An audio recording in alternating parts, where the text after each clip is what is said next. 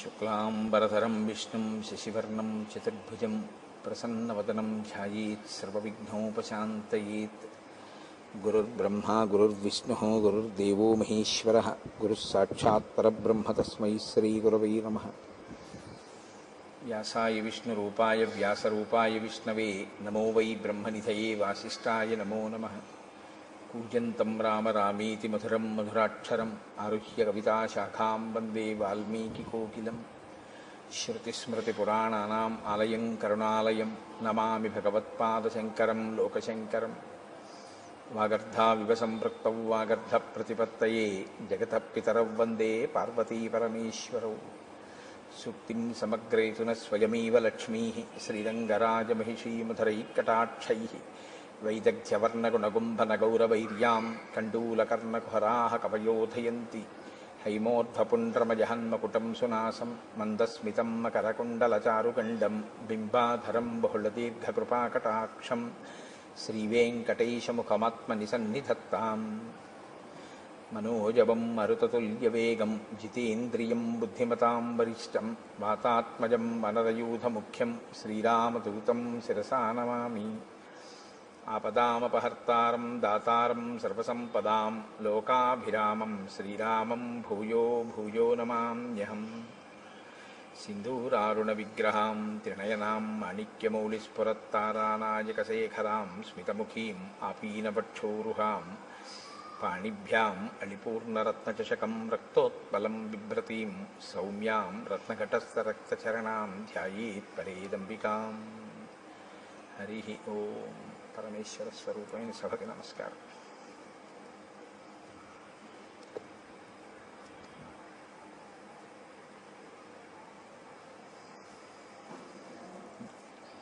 జటాయువుకి ఉత్తమ గతులను కల్పించినటువంటి రామచంద్రమూర్తి లక్ష్మణ సహితుడై సీతాన్వేషణం చేస్తూ అరణ్యంలో ప్రవేశించినటువంటి ఘట్టాన్ని మీకు నేను వివరిస్తున్నాను. నేను ఆ సీతమ్మని వెతుకుతూ వాళ్ళు నైరుతి దిశగా ముందుకి సాగిపోయారు. దండకారణ్యం నుంచి 3 క్రోసుల దూరం ప్రయాణించి క్రౌంచారణ్యము అనేటటువంటి అరణ్యంలోకి చేరుకున్నారు. ఒక అరణ్యం కన్నా ఒక అరణ్యం దారుణమైనటువంటి స్థితి. దారుణము అంటే మనుష్యులు తిరగడానికి యోగ్యమైనటువంటి అరణ్యములు కావు. అంత విపరీతంగా చెట్లు పొదలు తుప్పలు క్రూరమృగాలు సర్పాలతోటి నిండిపోయినటువంటి అరణ్యాలు. ఆ సీతమ్మ తల్లిని అన్వేషిస్తూ వాళ్ళు ఆ క్రౌంచారణ్యంలోకి ప్రవేశించారు. ఆ క్రౌంచారణ్యం నుంచి మళ్ళీ 3 క్రోసుల దూరం ప్రయాణం చేసి మతంగ మహర్షి ఆశ్రమానికి క్రౌంచారణ్యం యొక్క చివరి భాగానికి మధ్యలో ఉన్నటువంటి వేరొక వనంలోకి ప్రవేశించారు. ఆ వనం చాలా మృగపక్షి సంకీర్ణమై ఉంది. చీకటిగా ఉన్నటువంటి అరణ్యం. అక్కడ వాళ్ళకు ఒక పెద్ద గుహ ఒకటి కనపడింది.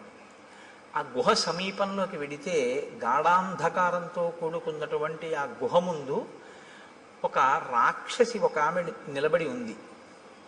భయదామల్పసత్వానాం బీభత్సాం రౌద్రదర్శనాం లంబోదరీం తీక్ష్ణదంస్ట్రాం కరాళాం పరుషత్వచం. వాల్మీకి మహర్షి రచన ఆ శ్లోకాలు అద్భుతంగా ఉంటాయి. ఆయన అంటారు, భయదాం అల్పసత్వానాం. అల్పసత్వము అంటే తక్కువ బలం కలిగినటువంటి వాళ్ళకి. తక్కువ బలం కలిగినటువంటి వాళ్ళకి ఆవిడ భయంకరమైనది. అంటే అది ఆవిడ స్వభావం. తనకన్నా కొంచెం తక్కువ బలం ఉన్న వాళ్ళు కనపడితే ఆవిడ వీధిస్తుంది, వాళ్ళని చాలా దుఃఖ పెడుతుంది. ఎందుకని అంటే అది ఆవిడ సహజమైనటువంటి ప్రవృత్తి. తనకన్నా తక్కువ బలం వాళ్ళు కనపడితే ఆదరించడమో వాళ్ళని రక్షించడమో ఆవిడకు ఉండేటటువంటి లక్షణం కాదు. రాక్షసత్వము అంటే ఇంకేదో అని మీరేమనుకోక్కర్లేదు. కలియుగంలో ఒక పెద్ద విచిత్రం ఒకటి ఉంది. త్రేతాయుగం వాటిల్లో అయితే రాక్షసుల యొక్క ఉపాధులు తెలిసిపోయేవి. ఒక భయంకరమైనటువంటి శరీరం, ఏదో పెద్ద పొట్ట నోరు దంస్ట్రలు అవివి. కలియుగంలో బ్రహ్మగారు ఇచ్చినటువంటి వరం ఏమిటంటే రాక్షసుడెవరో మనుష్యుడెవరో తెలియదు, ప్రవృత్తి చేత తెలియాలి. కానీ తెలుసుకునే లోపలే ప్రమాదం వచ్చేస్తుంది. కనుక ఇప్పుడు ఆవిడ భయదాం అల్పసత్వానాం, తనకన్నా తక్కువ బలం ఉన్నటువంటి వారి పట్ల చాలా క్రోధంతో అవతల వారిని దుఃఖపెట్టేటట్టు ప్రవర్తిస్తుంది. అంటే తనకన్నా ఎక్కువ బలం ఉన్న వాళ్ళు కనపడితే తాను పారిపోతుంది. ఇది దాని అర్థం. అంటే ఆ జీవితానికి ఒక రుజువర్తన కానీ, ఆ జీవితానికి ఒక పంధా కానీ ఏమీ లేవు. మనకన్నా బలవంతుడు కనపడ్డాడు, వాడు మనకేదో ఇబ్బంది పెట్టాడు, పారిపోవడం. మనకన్నా తక్కువ బలం వాడు కనపడ్డాడు, వాడిని ఏడిపించడం. ఈ ఏడిపించేటప్పుడు సిగ్గేయదు, ఆ ఓడిపోయినప్పుడు సిగ్గేయదు. రెండు చోట్ల సిగ్గు లేకపోతే అవమానము ఇలాంటివి ఉండవు.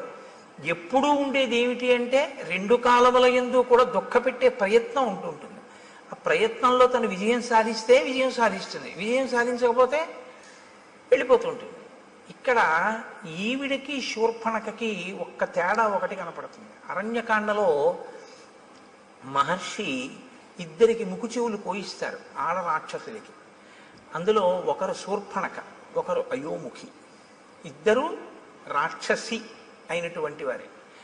కానీ ఒకరు పగ పెంచుకునే తత్వం ఉన్నవారు, ఒకరు పగ పెంచుకోకుండా అవకాశం దొరికితే ఏడిపిస్తారు, అవకాశం దొరకకపోతే పారిపోతారు.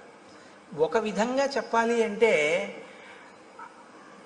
ఒకరికన్నా ఒకరు ప్రమాదం తక్కువ అని కానీ, ఒకరికన్నా ఒకరు ప్రమాదం ఎక్కువ అని కానీ చెప్పడం కొంచెం కష్టం.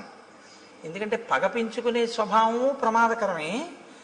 పగ పెంచుకోకుండా తనకన్నా తక్కువ బలవంతుడు కనపడితే ఆ తక్కువ బలవంతుడిని నిగ్రహించడం కూడా ప్రమాదకరమే కదా.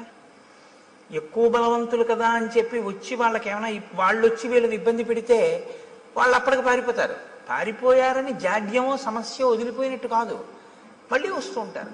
ఎప్పుడు తెలుస్తుంది తనకన్నా అధిక బలవంతుడని? తను ఓడిపోతే ఏమైనా సిగ్గుంటుందా? ఏమీ ఉండదు, మళ్ళీ వెళ్ళిపోతుంది. మళ్ళీ ఎప్పుడు వస్తుంది? మళ్ళీ ఇంకోటి దొరికితే మళ్ళీ వస్తుంది. మళ్ళీ వాడు అధిక బలవంతుడైతే మళ్ళీ వెళ్ళిపోతుంది, తక్కువ బలవంతుడైతే ఇబ్బంది పెడుతుంది.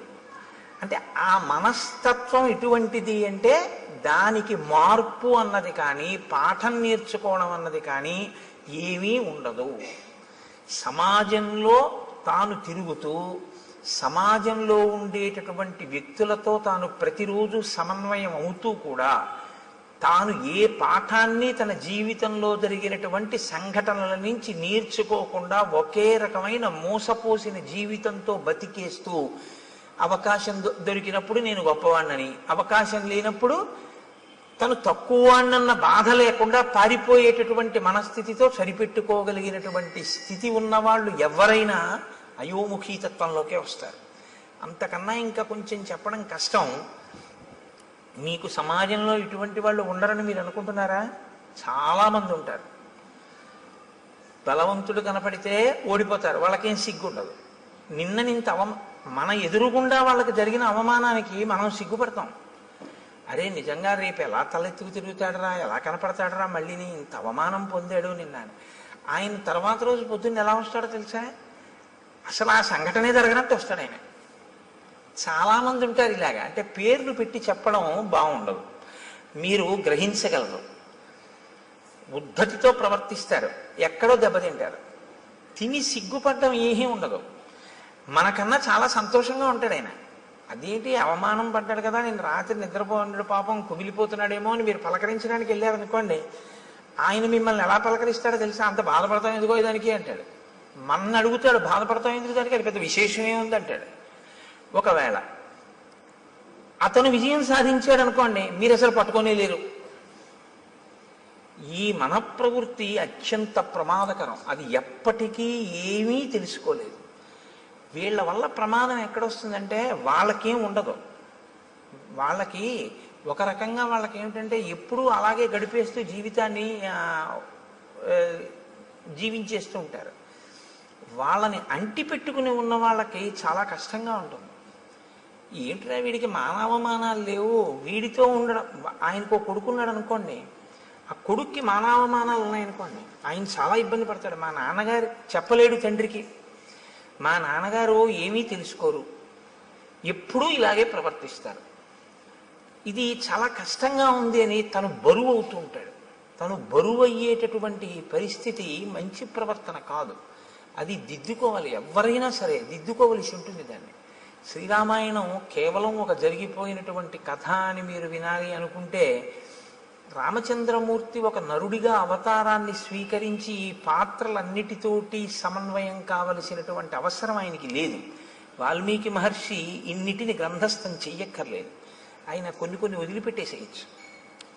అయోముఖి వృత్తాంతం మీరు విన్నప్పుడు పైకి ఎలా అనిపిస్తుందంటే కేవలం కథాభాగం కింద వింటే ఈ పాటి దానికి అసలు అరణ్యకాండలో ఈ స్థానం అవసరమా అనిపిస్తుంది. కానీ మీరు లోతుగా తరచి చూస్తే ఒక మనిషి తనని తాను దిద్దుకోవడానికి ఏవేవి అవసరమో అవన్నీ మనకి రామచంద్రమూర్తి చూపిస్తూ ఉంటారు. కాబట్టి ఇప్పుడు లంబోదరీం తీక్ష్ణదంస్ట్రాం కరాళాం పరుషత్వచం, ఆవిడ చాలా పెద్ద కడుపు కలిగినటువంటిది, పెద్ద పెద్ద కోరలు ఉన్నాయి, చాలా పరుషమైనటువంటి అంటే మందమైనటువంటి చర్మము కలిగినటువంటిది.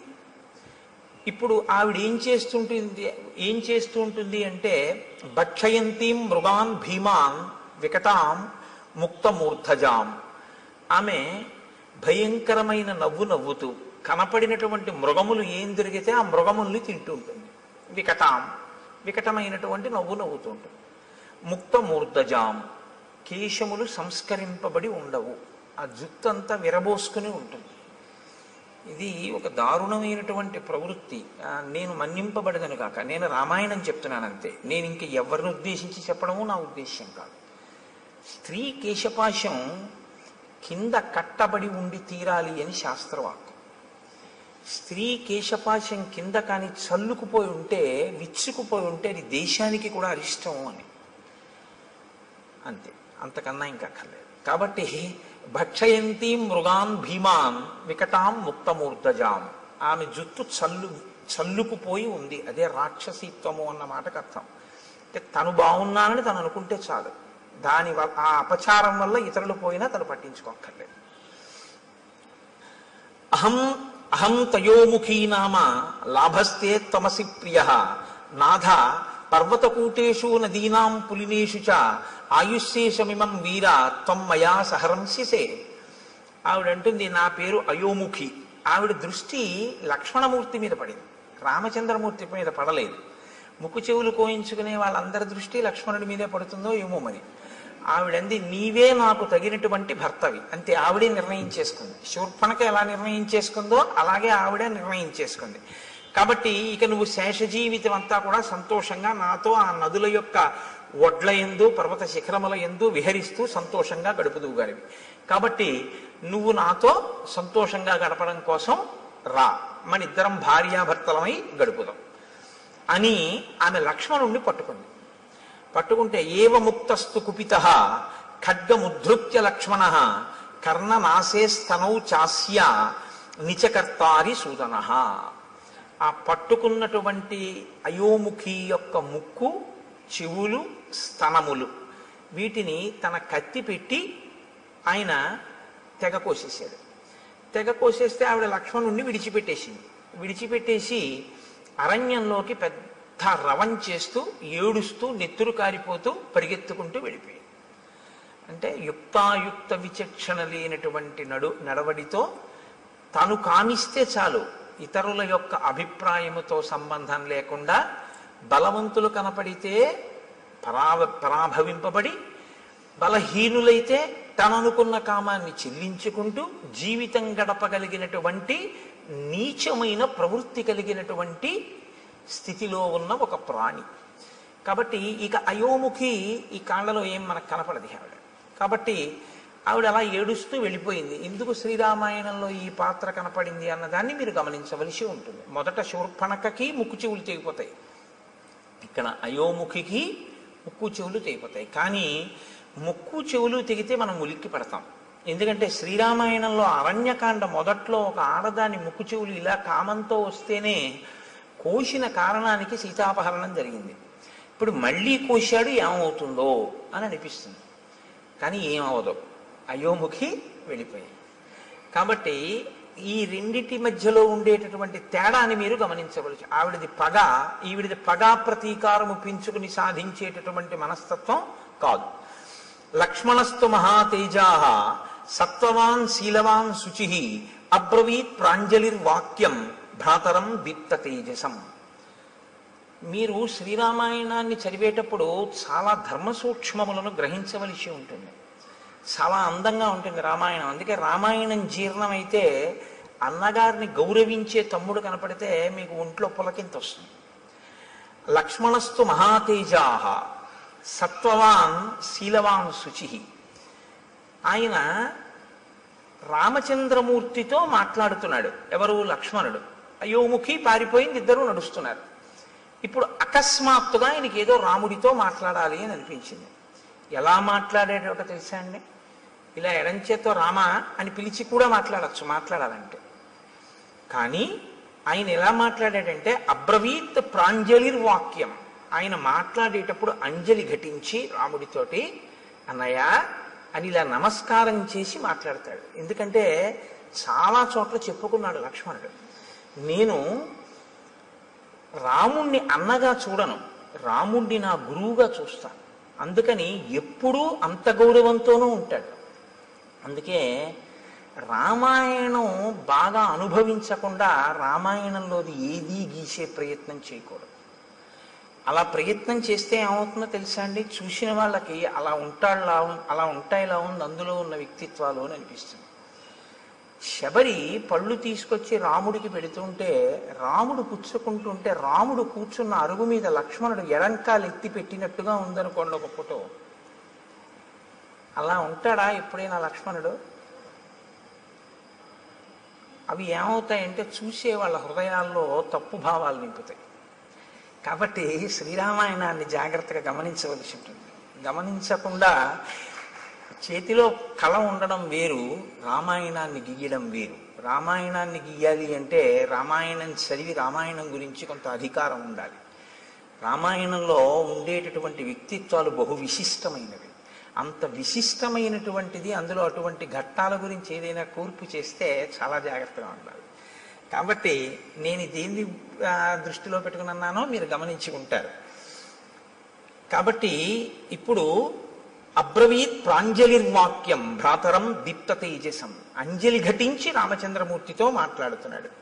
స్పందతే మే దృఢం బాహు ఉద్విగ్నమివ మే మనః ప్రాయశ్చాప్యనిష్టాని నిమిత్తాన్యుపలక్షయే. నేను మీతో తరచూ ప్రస్తావన చేస్తూ ఉంటాను. శ్రీరామాయణం ఒక ధర్మశాస్త్రం, శ్రీరామాయణం పరిపాలనా శాస్త్రం, శ్రీరామాయణం జ్యోతిష శాస్త్రం, శ్రీరామాయణం శకున శాస్త్రం. మీరు ఎలా చూస్తే రామాయణం మీకు అలా కనపడుతుంది కాదు. పక్షుల గురించి తెలుసుకోవాలా? రామాయణం చదవచ్చు.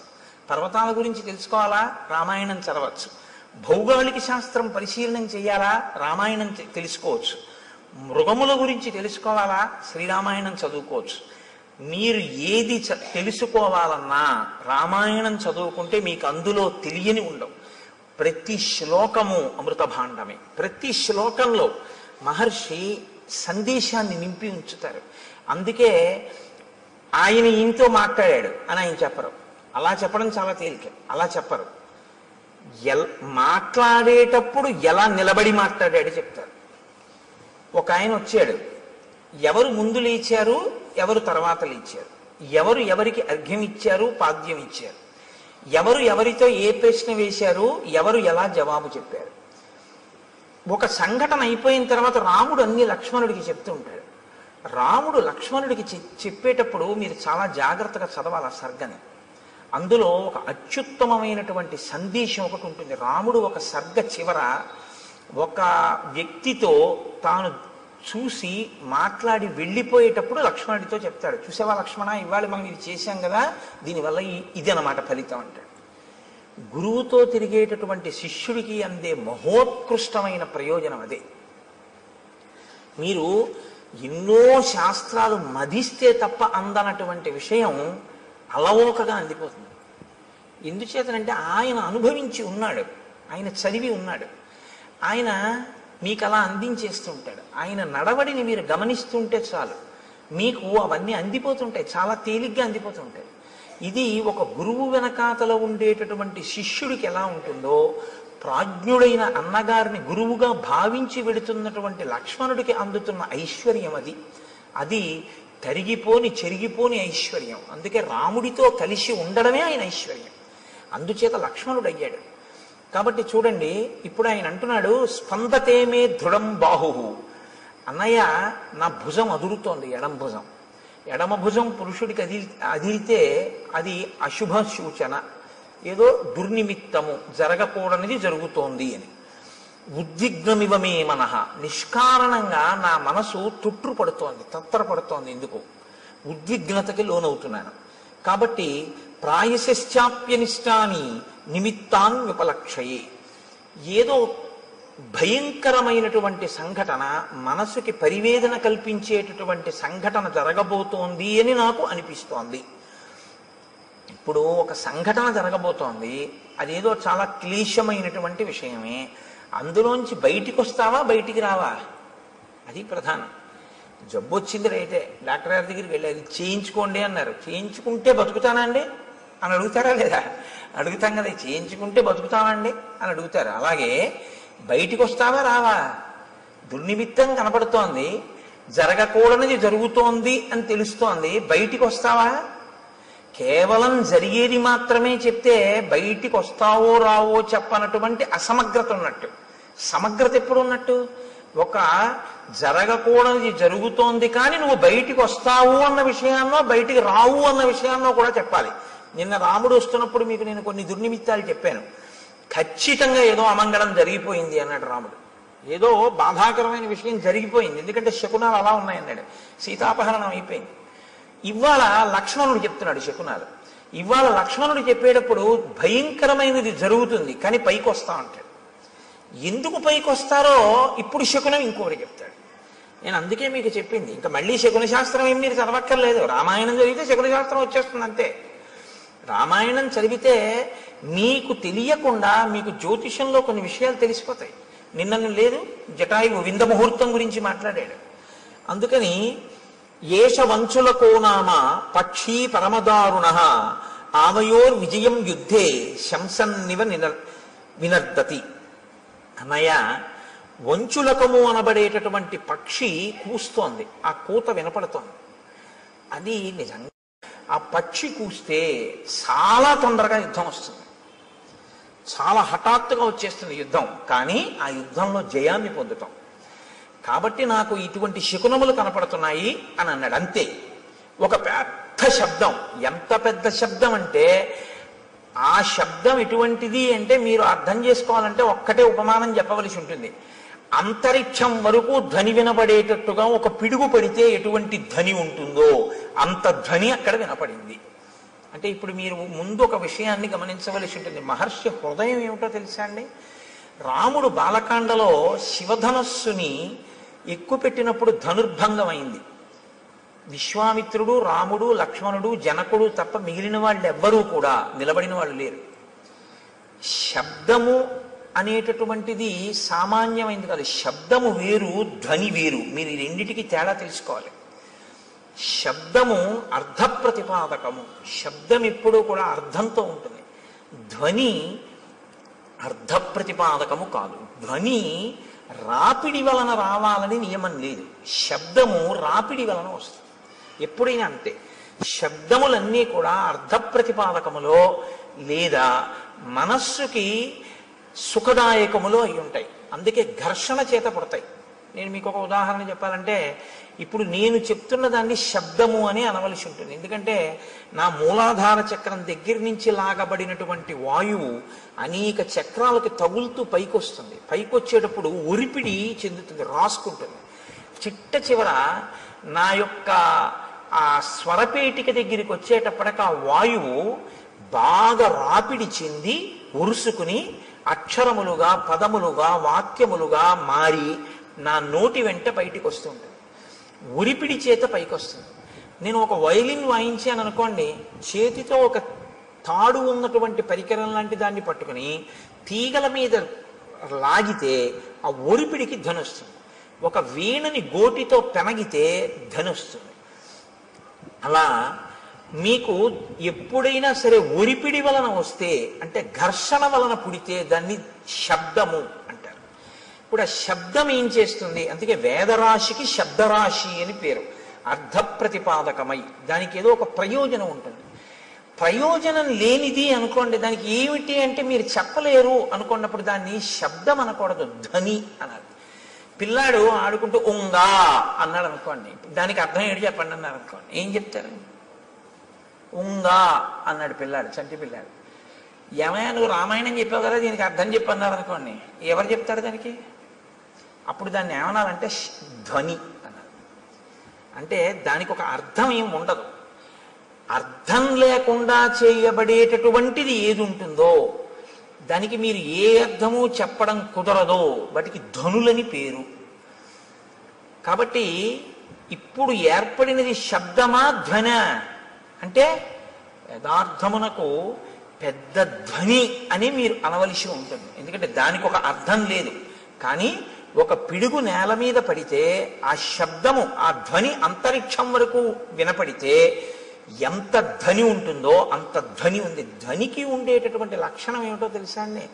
ధ్వనికి కానివ్వండి, శబ్దమునకు కానివ్వండి, ప్రాణాలు పొయ్యగలదు, ప్రాణాలు తీయగలదు. ఈ రెండు ఉంటాయి. ఎందుకో తెలుసా అండి? ఒక్కొక్కసారి ప్రాణం పోస్తుంది, ఒక్కొక్కసారి ప్రాణం తీసేస్తుంది. మీరు చూడండి, నిశ్చేష్టుడైపోయాడు అనుకోండి ఎవరో, మీరు వెళ్ళి ఏ తప్పట్లు కొట్టడమో ఏదో చేస్తే స్పృహలోకి వస్తారు, తీసుకొస్తుంది, దానికి ఆ శక్తి ఉంటుంది. శబ్దము మిమ్మల్ని జ్ఞానవంతుల్ని చేస్తుంది. లేకపోతే వినడం ఎందుకండి? వినడం వల్ల ఏదో మీకు తెలుస్తుందని కదా వింటూ ఉంటారు. అదే శబ్దము చాలా తీవ్ర స్థాయిలో వచ్చిందనుకోండి, మనిషి ప్రాణం వదిలిపెట్టేస్తుంది. అందుకే పిడుగు పడితే పిడుగు యొక్క ధ్వనికి భవనములు కింద పడిపోతూ ఉంటాయి. అక్కడ ఉన్నటువంటి జీవరాశి, చెట్లు కూడా నేల కొరిగిపోతాయి. ఎందుకని అంటే ఆ శబ్ద ప్రకంపనలు, ధ్వని ప్రకంపనల యందు శక్తి తరంగములు ఉంటాయి. దీన్ని మొట్టమొదట ప్రతిపాదించిన వాళ్ళు ఎవరంటే భారతదేశంలో ఆర్షధర్మంలో ఋషులు ప్రతిపాదించి కదలిక ఉన్న ప్రతిదాన్ని శక్తి స్వరూపంగా భావన చేశారు మన వాళ్ళు. అందుకే శబ్ద బ్రహ్మమయీ చరాచరమయీ జ్యోతిర్మయీ వాంగ్మయీ తత్వాతీతమయీ నిరంజనమయీ అని అమ్మవారిని స్తోత్రం చేశారు. అమ్మవారిని స్తోత్రం చేశారు అంటే మీరు ఒకటి గుర్తుపెట్టుకోవాలి, కదులుతున్నది ఏదైనా శక్తిగా భావన చేశారు. కదిలి కదిలి ఇక కదలవలసిన అవసరం లేని రీతిలో నీలో నువ్వు అనుభవించవలసిన ఆనందాన్ని శివుడిగా సంకేతించారు. కాబట్టి ఇప్పుడు శివశక్తులు రెండు ఎప్పుడూ కలిసే ఉంటాయి. ఈ రెండిటిని మీరు వేరు చేసి చూడడం అనేటటువంటిది ఎప్పుడూ కుదరదు. అందుకే ఈ ప్రపంచం అంతా కూడా పరమశివ తాండవ పార్వతీ లాస్య స్వరూపము అన్నారు శంకరాచార్యులు వారు. లాస్యం అంటే భావం, తాండవం అంటే కదలిక. మీరు చూడండి, మీకు ఈ ప్రపంచం అంతా శివస్వరూపంగా, మంగళస్వరూపంగా చూడడం ఎలాగా అంటే దానికి ఆ దృష్టికోణాన్ని శంకరులు అందించారు. అందుకని వారు జగద్గురువులు అయ్యారు. కదలకుండా ఉండదు. ఇప్పుడు నేను ఏదో మాట్లాడుతున్నాను, కదులుతూ ఉంటాను. కదలిక తాండవం శివస్వరూపం. ముఖమునందు భావ ప్రకటనము అమ్మవారు లాస్యం. ఒక ఆయన నవ్వుతూ ఉంటాడు, ఒక ఆయన విచారంగా ఉంటాడు, ఒక ఆయన సంతోషంగా ఉంటాడు, ఒక ఆయన హాస్యం ఆడుతూ ఉంటాడు. మీరు అలా వెడుతూ చూస్తుంటే రకరకాల భావనతో ఉంటారు. అందరూ ఒక్కలా ఉండరు. ఇన్ని భావనలు అమ్మవారు, ఇన్ని కదలికలు ఈశ్వరుడు. కదలిక భావన కలిసే ఉంటాయి ఎప్పుడు. చూడండి, కలిసే ఉంటాయి అనేటప్పటికీ నేనేమన్నాను, ఇలా అన్నాను. అంటే లోపల కలయిక అన్న భావన రాగానే నేను ఇలా సంకేతించాను. ఈ భావన, ఈ కదలిక రెండు ఒకదాన్నొకటి అనుసరించడం. వాగర్ధావివ సంపృక్తౌ వాగర్ధ ప్రతిపత్తయే జగత పితరౌ వందే పార్వతీ పరమేశ్వరౌ. వాళ్ళిద్దరి స్వరూపమై ఈ జగత్తంతా ఉందయా. పార్వతీ పరమేశ్వరులు ఈ లోకమంతా నిండి ఉన్నారు. నువ్వు అలా చూడగలిగితే జగత్తు తాండవ లాస్య స్వరూపము అని. కాబట్టి దాన్ని వాల్మీకి మహర్షి ఎందుకండి అంత గొప్పగా ఆ విషయం కూడా మాట్లాడడం అంటే, అది ఇంకొకడు వింటే చచ్చుండివాడు.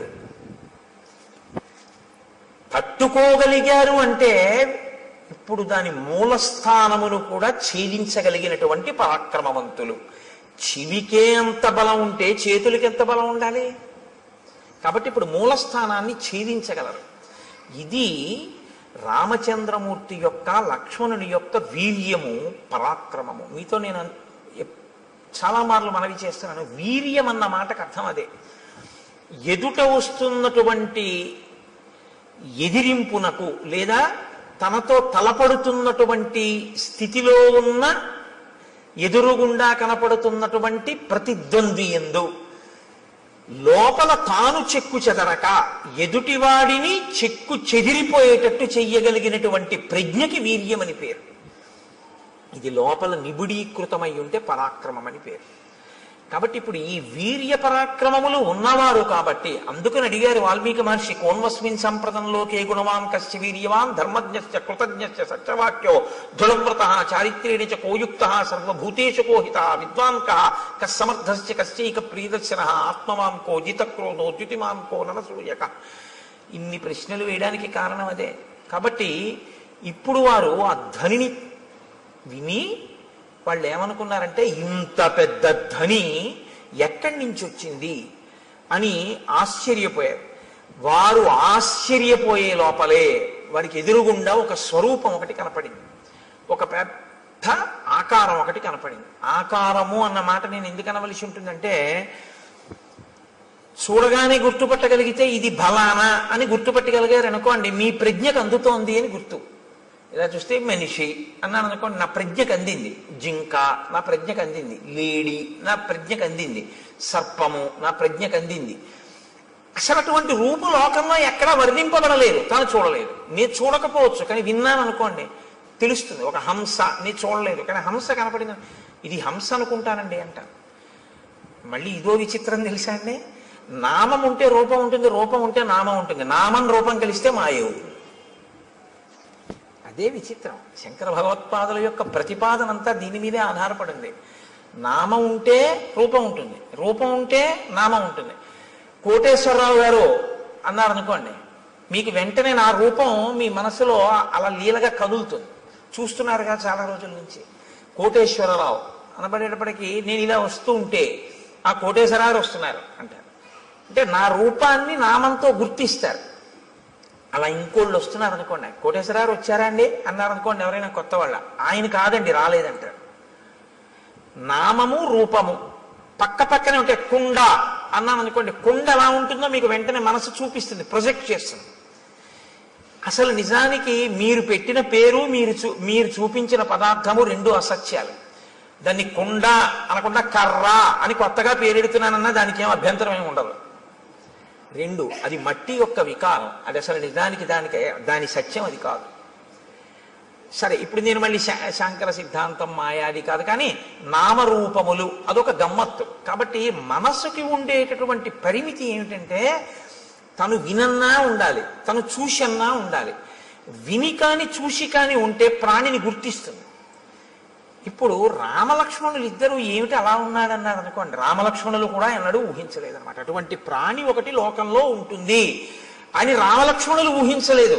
వీళ్ళిద్దరు ఎటువంటి వాళ్ళు, వంచులకము కూస్తోందని చెప్పగలిగిన వాళ్ళు. పిట్టరుకి మనం ఎంత తేలిగ్గా చెప్తామో కాకెరుస్తోందని రామలక్ష్మణుల అరణ్యంలో పిట్టల కోటలు అంత బాగా చెప్తారు. అన్ని మృగాలు చెప్తారు వాళ్ళు. అటువంటి వాళ్ళు ఆ ఎదురుగుండా ఉన్న ప్రాణిని గుర్తించలేకపోయారు. ఇది విరూపము అన్న పేరు. అంటే అసలు ఎవరు ఊహించనంత వికృతంగా ఉంటుంది. కాబట్టి ఇప్పుడు అది మనసుకి ఖేదము కల్పించవచ్చు, ఒక్కొక్కసారి ఉల్లాసమును కల్పించవచ్చు, రంజకత్వం ఉంటే అందులో. కాబట్టి ఇప్పుడు వాళ్ళిద్దరూ దూరంగా ఉన్న ఆ ప్రాణి వంక చూశారు. వెంటనే మహర్షి ఏం చేస్తారంటే దాన్ని ముక్కలు కింద విరవకుండా చూపించేస్తారు. అది ప్రజ్ఞ, కవి యొక్క ప్రజ్ఞ మీరు చూడాలి. ఎందుకో తెలుసా అండి, ఆయన రాముడి కళ్ళల్లోంచి ఘంటం కదులుతుంది. ఇప్పుడు రాముడు చూస్తున్నాడు. రాముడు చూసేటప్పుడు ఆ చూపు చకచక నడిచేస్తుంది. అంతే, ఎలా చూశాడు అన్నది పైనుంచి కింద వరకు ఆ ప్రాణి ఎంత విచిత్రంగా ఉందో చూస్తారు. అంతేగాని సగం చెప్పి మళ్ళీ ఎటో చూసి చెట్టు చెప్పి మళ్ళీ ఇది చెప్పి అలా ఉండదు. ఆ రచనలో ప్రజ్ఞ వాల్మీకి మహర్షి ఘంటం రాముడి కన్నులను బట్టి కదులుతోంది. ఇప్పుడు ఆయన రాముడిలో ప్రకాయ ప్రవేశం చేసి ఆ ఎదురుగుండా ఉన్నటువంటి రాక్షసుణ్ణి చూసి ఘంటాన్ని కదుపుతున్నారు. మీరు శ్రీరామాయణాన్ని బహుభంగిమల చూడవలసి ఉంటుంది. ఎందుకంటే వాల్మీకి మహర్షి తరువాత కవులకు ఆదర్శం అయ్యారు. కాళిదాసాది మహాకవులు కూడా వాల్మీకి మహర్షినే అనుసరించారు. కాబట్టి వివృద్ధం అశిరోగ్రీవం కబంధముదరే ముఖం అగ్నిజ్వాలానికాశేన లలాటస్థేన దీప్యత మహాపక్ష్మేణ పింగేన విపులేనాయతేన చ ఏకేనోరసి ఘోరేణ నయనే నాశుదర్శిన మహాదంస్ట్రోపపన్నం తల్లేలిహాసం మహాముఖం భక్షయంతం మహాఘోరాన్ రోక్ష సింహ మృగద్విపాన్ ఘోరౌ భుజౌ నికుర్వాణం ఉభౌ యోజనమాయతౌ. ఆయన ఘోరే భుజౌ వికుర్వాణం. ఆ ఉన్నటువంటి ఎదురుగుండా ఉన్న ప్రాణి ఎలా ఉన్నాడంటే తల లేదు. తల లేకపోతే బీభత్సంగా ఉంటుంది. అది ఆ ప్రాణి ఏం చేస్తుందంటే మీకు బీభత్స రసాన్ని ఉద్భుతం చేస్తుంది మా లోపల నుంచి. ఎదురుగుండా ఉన్న ప్రాణి తలకాయతో ఉందనుకోండి పర్వాలేదు, ఓ చెయ్యి లేకపోతే మీరు చూడడం కొంచెం తేలిక, ఒక కాలు పోతే మీరు చూడడం తేలిక. తల లేకపోతే మీరు వెంటనే అంటారంటే అయ్య బాబోయ్ అంటారు, చూడలేరు. ఇప్పుడు ఆ ఎదురుగుండా కనపడుతున్న ప్రాణికి తలకాయ లేదు, ఆ ప్రాణికి కాళ్ళు లేవు. తలకాయి లేదు, కాళ్ళు లేవు. పోనీ తలకాయి కాళ్ళు లేకుండా అలా ఉందా ప్రాణి? అలా లేదు. అదొక విచిత్రమైనటువంటి స్థితిలో ఉంది. అశిరోగ్రీవం, దానికి కంఠము లేదు, తలకాయి లేదు. కానీ కబంధముదరే ముఖం, ఇక్కడ పొట్ట దగ్గర ఉంది ముఖంలాగా. ఈ ఛాతీ మీద లలాట భాగం ఉంది, ఇక్కడ ఉంగురుంది. ఈ కింద ఒక పెద్ద కన్ను ఉంది, ఆ కన్ను మీద ఒక పెద్ద రెప్ప ఉంది. ఆ రెప్పకి పచ్చటి వెంట్రుకలు పొడుగ్గా ఉన్నాయి. ఆ కన్ను ఎత్తి చూస్తే అగ్ని జ్వాల ఎలా ఉంటుందో అలా ఉంది ఆ కన్ను, ఎర్రగా. అటువంటి కన్ను ఇక్కడ పెట్టుకుని ఉంది ఆ ప్రాణి. ఇక్కడ గుండెల మీదకు ఉంది. పొట్టలోకి, పొట్ట మీద నోరుంది దానికి. దానికి కాళ్ళు లేవు కాబట్టి అది కదలలేదు, అది అలా కూర్చునుంది. కానీ దానికి యోజనం దూరం వరకు వెళ్ళగలిగినటువంటి దీర్ఘబాహువులు ఉన్నాయి. ఇప్పుడు అది ఏం చేస్తోందంటే ఎంత దూరమైనా సరే దానికి ఉన్నటువంటి కళ్ళతో చూస్తూ ఉంటుంది. నయనే నాశుదర్శిన అంటే ఒక్క కన్నే అయినా ఎంత దూరమైనా అది చూడగలదు కానీ లేచి వెళ్ళలేదు, గమనం లేదు. దానికి గమనం లేదు కాబట్టి అది ఏం చేస్తుందంటే చెయ్యి చాపుతుంది, చాపి తడుగుతుంది ఇలాగా. అంటే అది ఎటిళ్ళిందో ఇలా ఇలా తడుగుతుంది, తడివి పట్టుకుంటుంది. అది ఏనుగు కానివ్వండి, పులి కాని, సింహం కాని ఏదైనా సరే పట్టుకోగలిగినటువంటి చేతులు దానివి. ఎంత దూరం? ఇక్కడి నుంచి ఒక యోజనం దూరం వరకు ఉంటాయి చేతులు, దాంతో పట్టుకుంటుంది. పట్టుకుని ఈడుస్తుంది ఆ ప్రాణుల్ని. ఆ ఈడ్చి ఆ ఆకర్షంతం వికర్షంతం అనేకాన్ మృగయూధపాన్ స్థితమావృత్య పంధానం తయోర్భ్రాతోహో ప్రపన్నయోహో. అది వాటిని పట్టుకుని ఈడుస్తుంది ఇలాగా. అది నిజంగా మహర్షి ఒక లైవ్ టెలికాస్ట్ అండి. అది నిజంగా అద్భుతం. ఎందుకంటే పట్టుకుని ఇలా ఎత్తడం కొన్ని ప్రాణుల లక్షణం, ఈడ్వడం కొన్ని ప్రాణుల లక్షణం. మీరు చూడండి, ఉత్తమమైనటువంటి సంస్కారం ఉన్న ప్రాణులు కొన్ని ఉంటాయి. చాలా ఉత్తమ సంస్కారం ఉన్న ప్రాణులు అని గుర్తేమిటో తెలుసా అండి? చేతితో పట్టుకుని ఎత్తి తింటాయి. అవి లోకంలో ఒకటి మనుష్యుడు, 2 కోతి, 3 ఏనుగు. వేదంలో మంత్రాన్ని నేను చెప్తున్నాను ఇప్పుడు మీకు చెప్పేది. చాలా ఉత్తమ సంస్కారంతో ఈశ్వరుడు సృష్టించిన ప్రాణి అని గుర్తేమిటంటే చేతితో తింటుంది. ఏనుగు ఎత్తి తొండంతో నోట్లో పెట్టుకుంటుంది, కోతి అరటిపండుని ఎత్తి నోట్లో పెట్టుకుంటుంది, మనిషి పదార్థాన్ని ఎత్తి చేత్తో తింటాడు. ఈడ్చి తినేటటువంటివి, క్రౌర్యం ఉన్నటువంటివి ఈడ్చి తీసుకెళ్తాయి. ఒక పులి ఉందనుకోండి, ఓ జింకని కొట్టి ఆ పంజాతో పట్టుకుని, నోటితో పట్టుకుని భూమి మీద ఈడుస్తూ తీసుకెళ్తుంది. ఈడ్చి తీసుకెళ్ళి అది నెత్తురోడిపోతూ బాధపడిపోతూ ఆ దెబ్బకి నెత్తురోడిపోయి అరుస్తుంటే ఈడ్చుకుంటూ తీసుకెళ్ళి కింద పెట్టి తన పంజా కింద తొక్కి పెట్టి నోటితో పీకుతుంది మాంసఖండాన్ని. అది క్రౌర్యానికి పరాకాష్ఠ. సాత్విక బుద్ధికి పరాకాష్ఠ ఏమిటంటే చేతితో ఎత్తి తినడం అనేటటువంటి అలవాటు ఉంటుంది. మహర్షి అంటున్నారు ఆకర్షంతం వికర్షంతం, పట్టి ఈడుస్తాడు అన్నాడు. అక్కడ పట్టి అలా ఎత్తి ఇలా తేడు, ఇలా ఈడుస్తూ ఉంటాడు. ఎందుకనంటే ఏడ్చడంలో ఉంది ఆ పైశాచిక భావన, ఆ క్రౌర్యం ఉంది అందులో. అంటే అసలు ఉండడమే విచిత్రం, ఆ తినడమూ విచిత్రం. ఎంత క్రౌర్యం కలిగినటువంటి ప్రాణో, ఎంత విచిత్రమైన ప్రాణో మీరు ఊహించవలసి ఉంటుంది. ఇంత ఘోరంగా అయినటువంటి స్వరూపం ఎలా వచ్చింది, ఎందుకు వచ్చిందన్న ఆలోచన ఒకటి మీకు వెంటనే రావాలి. ఇది చాలా ప్రధానం రామాయణంలో. అది ఎందుకు వచ్చింది అన్నది మీరు తెలుసుకుంటే అలా మనం రాకుండా ఉండడానికి అవకాశం దొరుకుతుంది కదా. అందుకని ఇప్పుడు దాని వంక చూశారు ఇద్దరు. చూసేటప్పటికి అది వీళ్ళిద్దరిని పట్టుకుని ఇద్దరిని ఈడ్చేసింది దగ్గరికి. ఈడ్చేసి మీరు నాకు ఈశ్వరుడు ఇచ్చిన ఆహారం తినేస్తానని నోట్లో పడేసుకోవాలి కదా. మనకైతే ఇక్కడ, దానికి ఇక్కడే. కాబట్టి ఆ ఈడ్చి తెచ్చి లోపల పడేసుకోవడానికి సిద్ధపడుతోంది.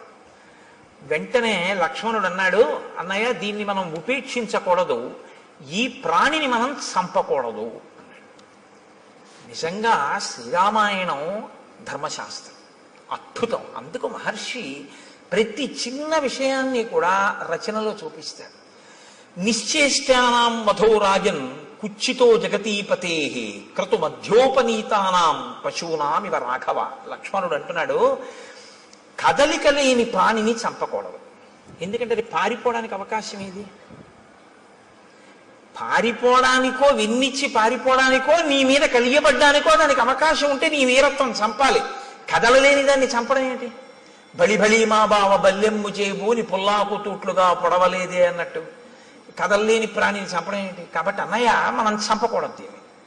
ఎంత ధర్మం అండి! ఇంకోడైతే ఈ ధర్మం కదూ కాపాడింది, అందుకు కాదు అన్నాడు మారీచుడు. రామో విగ్రహవాన్ ధర్మ అన్నాడు. అప్పుడు కూడా ఇలా ఉన్నాడు. బాబా ఇదేమిటి అంటే బుద్ధి వెంటనే స్వస్థతను తప్పి చంపేవతల వారేద్దాం అందరూ. వాళ్ళు బాగా ఆలోచిస్తారు, ప్రతి దాన్ని ధర్మం కోణంలో చూస్తారు. అక్కడ ఎవరున్నారండి చంపేశారనుకోండి ఇద్దరు కలిసి, పోన్లే అన్నయ్య ఎవరు చూడొచ్చారు అనొచ్చు. కాదు, ఎవరు చూడొచ్చారనరో, చూడవలసిన వాడు చూడకపోవడం అన్నది ఎలా జరుగుతుందంటారు వాళ్ళు. ఇది ధర్మావలంబనకి కారణం. ధర్మమూర్తిగా ఎందుకు ఉండగలుగుతాడు ఒక వ్యక్తి అంటే, నేను ఎలా తప్పుకుంటానండి, ఈశ్వరుడు ఎప్పుడూ చూస్తూ ఉంటాడు కదా అంటాడు. నేను ఒకవేళ తప్పు చేస్తే ఈశ్వరుడు యొక్క సన్నిధానంలోనే నేను తప్పు చేయాలి తప్ప ఈశ్వరుడు చూడకుండా నేను తప్పు చేయడం కుదరదు. ఆయన ఎప్పుడూ చూస్తూ ఉంటాడంటాడు.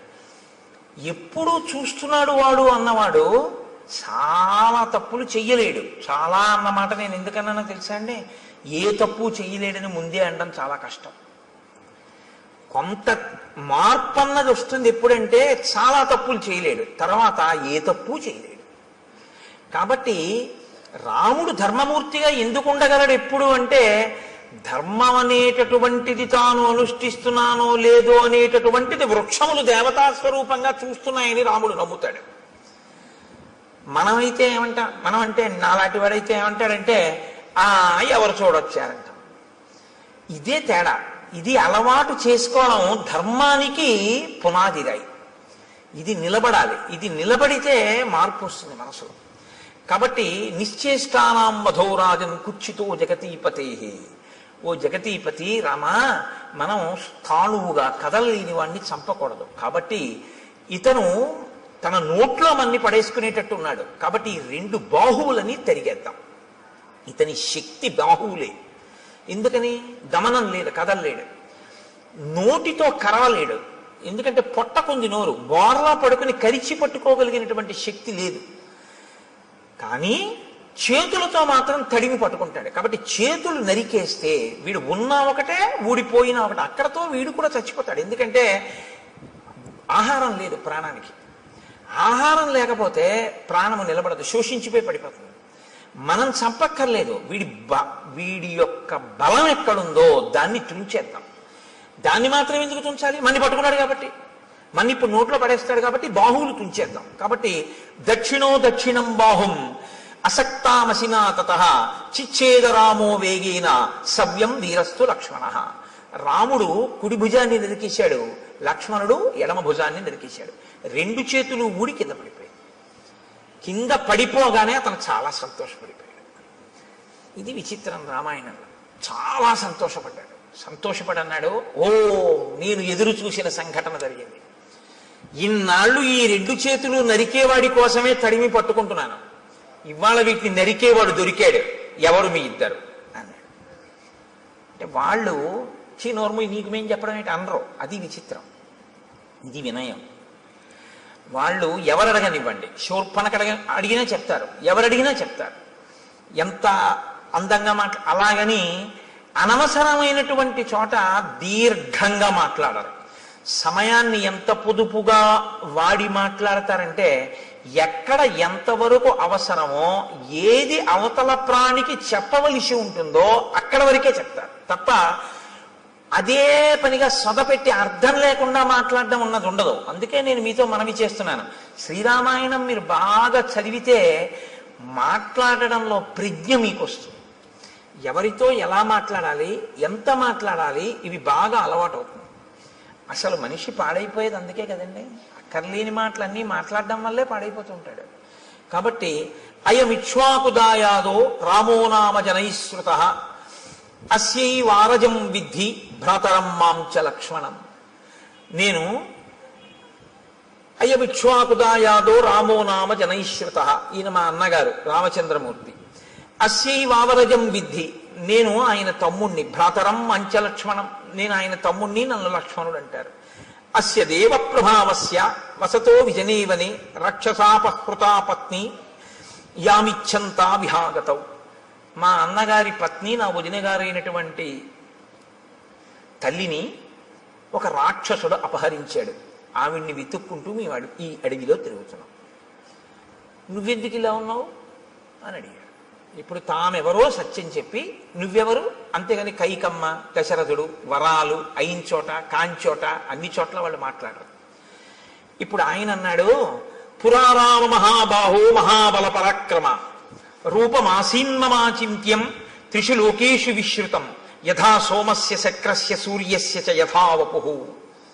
ఎంత అందంగా మాట్లాడాడు. రెండు చేతులు తెగిపోయిన తర్వాత అన్నాడు, రామా మహాబాహో, గొప్ప చేతులున్నవాడా, ఈ చేతులు నరికినవాడా, మహాబల పరాక్రమ, గొప్ప బలపరాక్రమములు ఉన్నవాడా, నేను ఒకప్పుడు చాలా అందమైనటువంటి వాణ్ణి. 3 లోకములలో నా అంత అందగాడు లేడు. యథా సోమస్య శక్రస్య, సోముడి అందం ఎటువంటిదో, శక్రుడు అంటే ఇంద్రుడి యొక్క అందం ఎటువంటిదో, సూర్యుని యొక్క తేజస్సు ఎటువంటిదో అటువంటి శరీరము కలిగినటువంటి వాణ్ణి నేను. అంటే శరీరమునకు అందము, శరీరమునకు కాంతి అన్నీ ఉన్నవాడు. అందుకని అటువంటి ఉపమానాలు వేశారు. ఆ తేజస్సు అవతల వారికి ఆహ్లాదాన్ని కలిగిస్తుంది. కాబట్టి సోముడు అంత అందమైన, అంత లావణ్యము, అంత కాంతి కలిగినటువంటి వాణ్ణి. ఇది నాకు ఈశ్వరుడు ఇచ్చినటువంటి బహుమానం. కాబట్టి నేనేం చేయాలి, ఈశ్వరుడు నీకేది ఇచ్చాడో దాంతో నువ్వు 10 మందిని సంతోషపెట్టాలి. అప్పుడు నువ్వు నీ యొక్క విభూతిని ఈశ్వర పరం చేసినట్లు అవుతుంది. అందుకే మీరు కొంచెం జాగ్రత్తగా గమనించండి, అక్షరాభ్యాసము అని ఒక సంస్కారం చేస్తారు మన వాళ్ళు. అది చేయకుండా పంపించరు. బడికి పంపించడం కానీ, పలక ముట్టుకోవడం కానీ, పుస్తకం ముట్టుకోవడం కానీ, అక్షరం రాయడం కానీ ఒప్పుకోరు. ముందు ఎవరు తమ జీవితంలో తమకి ఉన్న విభూతిని సమాజపరం చేసి ఈశ్వరుడిచ్చిన విభూతిని ఈశ్వరుడికి నైవేద్యం పెట్టి జీవితంలో ప్రసాద బుద్ధితో బతికి 10 మంది చేత సహభాష్ అనిపించుకుని కీర్తి గణించాడో, ఎవడు భగవద్భక్తి తత్పరుడో అటువంటి ఆ పెద్దల తొడ మీద కూర్చోపెట్టి ఆయన చేత్తో పిల్లవాడి చెయ్యి పట్టుకుని పలకలో ముందు దిద్దిస్తాడు. ఓం నమ శివాయ సిద్ధం నమః అని. ఎందుకు రాయిస్తారో తెలుసా అండి? అలా రాయించడం వెనక ఒక రహస్యం ఒకటి దాగి ఉంది సనాతన ధర్మంలో. నువ్వు రేపొద్దున్న ఒక పెద్ద గణిత శాస్త్రజ్ఞుడు అవ్వచ్చు, నిన్ను మించిన గణిత శాస్త్రజ్ఞుడు లేకపోవచ్చు, కానీ నీకొకటి తెలిసి ఉండాలి, నాకు ఇన్ని లెక్కలో వచ్చండం కాదు, ఇన్ని లెక్కలు తెలుసున్న నాకు కూడా అంతటా ఆవరించినటువంటి ఆత్మతత్వాన్ని లెక్క కట్టడం చేత కాదు అని చెప్పగలగాలి. ఏది లెక్క కట్టలేవో నీకొచ్చిన లెక్కల వలన నువ్వు తెలుసుకోవాలి. అప్పుడు ఏమవుతుందంటే నీ విభూతి వినయానికి పరాకాష్ఠం. మీరు జాగ్రత్తగా పట్టుకున్నారో లేదో నేను చెప్పింది. అందుకే అమ్మవారికి శ్రీమాత అని పేరు. అందరికీ అన్నీ ఇవ్వగలదు, కానీ ఆవిడ శక్తిని కొలవడం ఎవరికీ సాధ్యం కాదు. ఏది మీరు కొలుద్దామంటే మీ కొలతలకి అందదో, మీ లెక్కలకి అందేది కాదో అందక వేదమంతటిది కూడా ఇంకింతకన్నా నాకు చెప్పడం చేత కాదని అలా చెప్పి ఊరుకుందో అది లెక్కలకు అందని పెద్ద లెక్క అని తెలుసుకోవడం లెక్కలు బాగా వచ్చానన్న వాడికి ఉండవలసిన మొదటి లక్షణం. బాగా లెక్కలు వచ్చిన వాడికి ఏం తెలియాలంటే ఇది నా లెక్కకి అందదని తెలిసి ఉండాలి. ఆ అందనిదేదో అది పరబ్రహ్మం. సహస్రశీర్షా పురుష సహస్రాక్ష సహస్రపాత్ స భూమిం విశ్వతో వృత్వా అత్యతిష్టదశాంగుళం. ఇది బాగా అర్థం అవ్వాలని గణిత శాస్త్రజ్ఞుడు అయ్యాడు. ఈ బ్రహ్మాండములన్నీ ఎంతవరకు ఉన్నాయని నువ్వు ఊహ చేస్తున్నావో, ఎందుకంటే నీ కంటికి అందవు, ఏదో నువ్వు లెక్క కట్టావు, కాంతి వేగము, శబ్ద వేగము, ధ్వని వేగము, ఇలాగా ఈ వేగంతో కొలిస్తే ఎంతవరకు ఉన్నాయని నువ్వు అనుకుంటున్నావో అంతకన్నా ఒక 10 అంగుళాల పై వరకు ఈశ్వరుడు ఉన్నాడు. నువ్వు చూపుకి ఎంత శక్తి ఉందనుకుంటున్నావు? ఒక రాడార్ పెట్టారనుకోండి సముద్రపు ఒడ్డున కొండ మీద, ఆ రాడార్ తిరగడానికి ఓ లెక్క కడతారు. అది తిరుగుతున్నప్పుడు సముద్రం లోపల ఉన్న ఓడలకి ఇక్కడ నౌకాశ్రయం ఉన్నది అన్న సూచన తెలియడం కోసం ఇక్కడి నుంచి ఇక్కడ వరకు ఇలా తిరగాలి అని. మీరు విశాఖపట్నం లాంటి ఊళ్ళకి వెడితే రాత్రి వేళ కొండ నుంచి ఒక్కసారి ఆకాశంలో అలా తిరుగుతుంటుంది ఆ లైట్ హౌస్. దానికి ఒక లెక్క కడతారు. అమ్మవారి కన్ను ఇక్కడి నుంచి ఇక్కడికి ఇలా తిప్పితే ఎంత దూరం వెడుతుంది మీరు లెక్క పెట్టండి. ఇది గణిత శాస్త్రజ్ఞుడు అంటే. శంకరాచార్యులు వారు పెద్ద గణిత శాస్త్రజ్ఞుడు. ఎందుకో తెలుసా అండి? ఎంత వెడుతుందో ఆయన చెప్పలేదు. దృశా ద్రాఘీయస్యాదరదళిత నీలోత్పల రుచా అన్నారు. అమ్మా, ఈ బ్రహ్మాండములు ఎంతవరకు ఇటుపక్కకున్నాయో అంతకన్నా దాటి వెడుతుందన్నారు. అంతే తప్ప ఈ బ్రహ్మాండముల వరకు చూస్తాం లేదు ఆయన. అలా అయితే లెక్క అందింది అమ్మవారి చూపుది. నీ లెక్కకి అందకపోతేనే నీ వినయం, నీవు నేర్చుకున్న జ్ఞానానికి సార్థకత. నీకు అందని తోటి ఉందని చెప్పడం. కాబట్టి ఈ కంపారిటివ్ డిగ్రీ, ఈ బ్రహ్మాండములు ఎంత ఉన్నాయో అంతకన్నా ఎక్కువ అయి ఉన్నది నీ చూపు. అంత ఎక్కువ వరకు దాన్ని దాటి పడుతుంది ఆ చూపు, లైట్ హౌస్ పడినట్టు. కాబట్టి దృశా ద్రాఘీయస్యాదరదళిత నీలోత్పల రుచా దవీయాంసం దీనం స్నపయ కృపయా మమపి శివే. అది శంకర భగవత్పాదులంటే. మహానుభావుడు. అందుకే శంకర జయంతి చేసుకోకపోతే కృతజ్ఞత అన్నాను నేను. కాబట్టి నువ్వు లెక్కలు నేర్చుకున్నవాడివి అని ఎప్పుడు గుర్తంటే నీ లెక్కకు అందనిదోటి ఉంది అని నువ్వు తెలుసుకుంటే. నాకు తెలియకపోవడం ఏంటంటే లెక్కలు ఏదైనా అన్నామంటే నీ అంత చేతకాని వాడు లేడని గుర్తు. ఇందుకు ఓం నమ శివాయ సిద్ధం నమ. నీకు ఈశ్వరుడు ఎందులో ఎంత పెద్దవాడిని చేసినా నీకు అందందుందని దానిలోంచే తెలుసుకో. నువ్వు ఒక పెద్ద జియాలజిస్ట్ అంటే ఈ భూమికి సంబంధించిన విషయాలన్నీ తెలుసుకున్నవాడివైతే ఎవడు తన గుప్పిళ్లతో ఇసుక పోసి ఇంతంత పర్వతాల్ని, ఇన్ని ఎడారుల్ని, ఇంత సస్యశ్యామలమైన నదీ తీరాల్ని, ఈ పచ్చగడ్డితో కూడుకున్నటువంటి పంట పొలాల్ని, ఆ తరువాత పెద్ద పెద్ద ఆ బీడు భూముల్ని, ఒక పక్క కొండల్ని, ఒక పక్క నదుల్ని, ఒక పక్క సముద్రాల్ని ఎవడు తీసుకొచ్చి సృష్టించాడు? ఎవడి ఆజ్ఞకి సముద్రం చెలియలి కట్ట దగ్గర ఆగిపోతోంది అని నాకు ప్రపంచపటం అంతా తెలుసండి. మీరు ఇలా పిన్ పెట్టండి, నేను ఆ దేశం ఏమిటో నగరం ఏమిటో చెప్తానందరూ నీకు తెలిసి ఉండడం కాదు.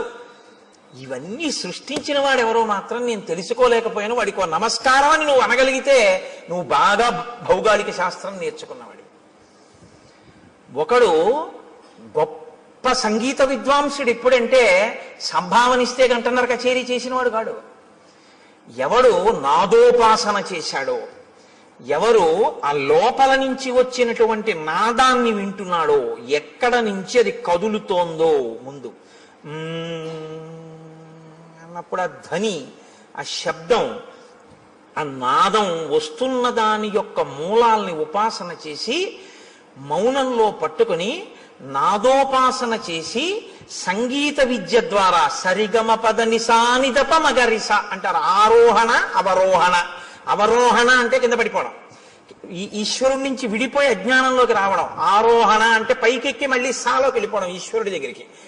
మళ్ళీ సంగీతాన్నే పట్టుకుని కింద పడ్డవాడు సంగీతంతో మళ్ళీ పైకెక్కి సాలో కలిసిపోవడం, ఈశ్వరుల్లో కలిసిపోవడం. ఈ నాదోపాసన చేసిన వాడు ఎవడున్నాడో వాడు సద్గురువు అయి నిలబడిపోతాడు. అందుకే త్యాగరాజు గారు ఎవరో అని మీరు అన్నారనుకోండి, సంగీత విద్వాంసుడు అనకూడదు, సద్గురు త్యాగరాజస్వామి అనాలి. శ్యామశాస్త్రి గారు ఎవరో అన్నారనుకోండి, సద్గురు శ్యామశాస్త్రి అనవలసి ఉంటుంది. అలాగే దీక్షితర్ వారు ఎవరో అని మీరు అన్నారనుకోండి, సద్గురు దీక్షితర్ వారు అనవలసి ఉంటుంది. వారు సద్గురువులు. ఎందుకంటే వారు నాదోపాసన చేసి నాదోపాసన ద్వారా బ్రహ్మమును చేరిపోయారు వారు. ఇప్పుడు వారి సంగీతం ఎందుకు పనికొచ్చిందంటే ఎవరు మనకి సంభావన ఇస్తారు, కచేరీకి వెడదాం, డబ్బులు తెచ్చుకుందాం అనడానికి పనికి రాలేదు. అంటే అలా వెళ్ళడం తప్పని నేనేమంటలేదు. కానీ అది ఎందుకు పనికి రావాలి అంటే నాదోపాసన అన్నది ఈశ్వరుణ్ణి చేరడానికి పనికి రావాలి.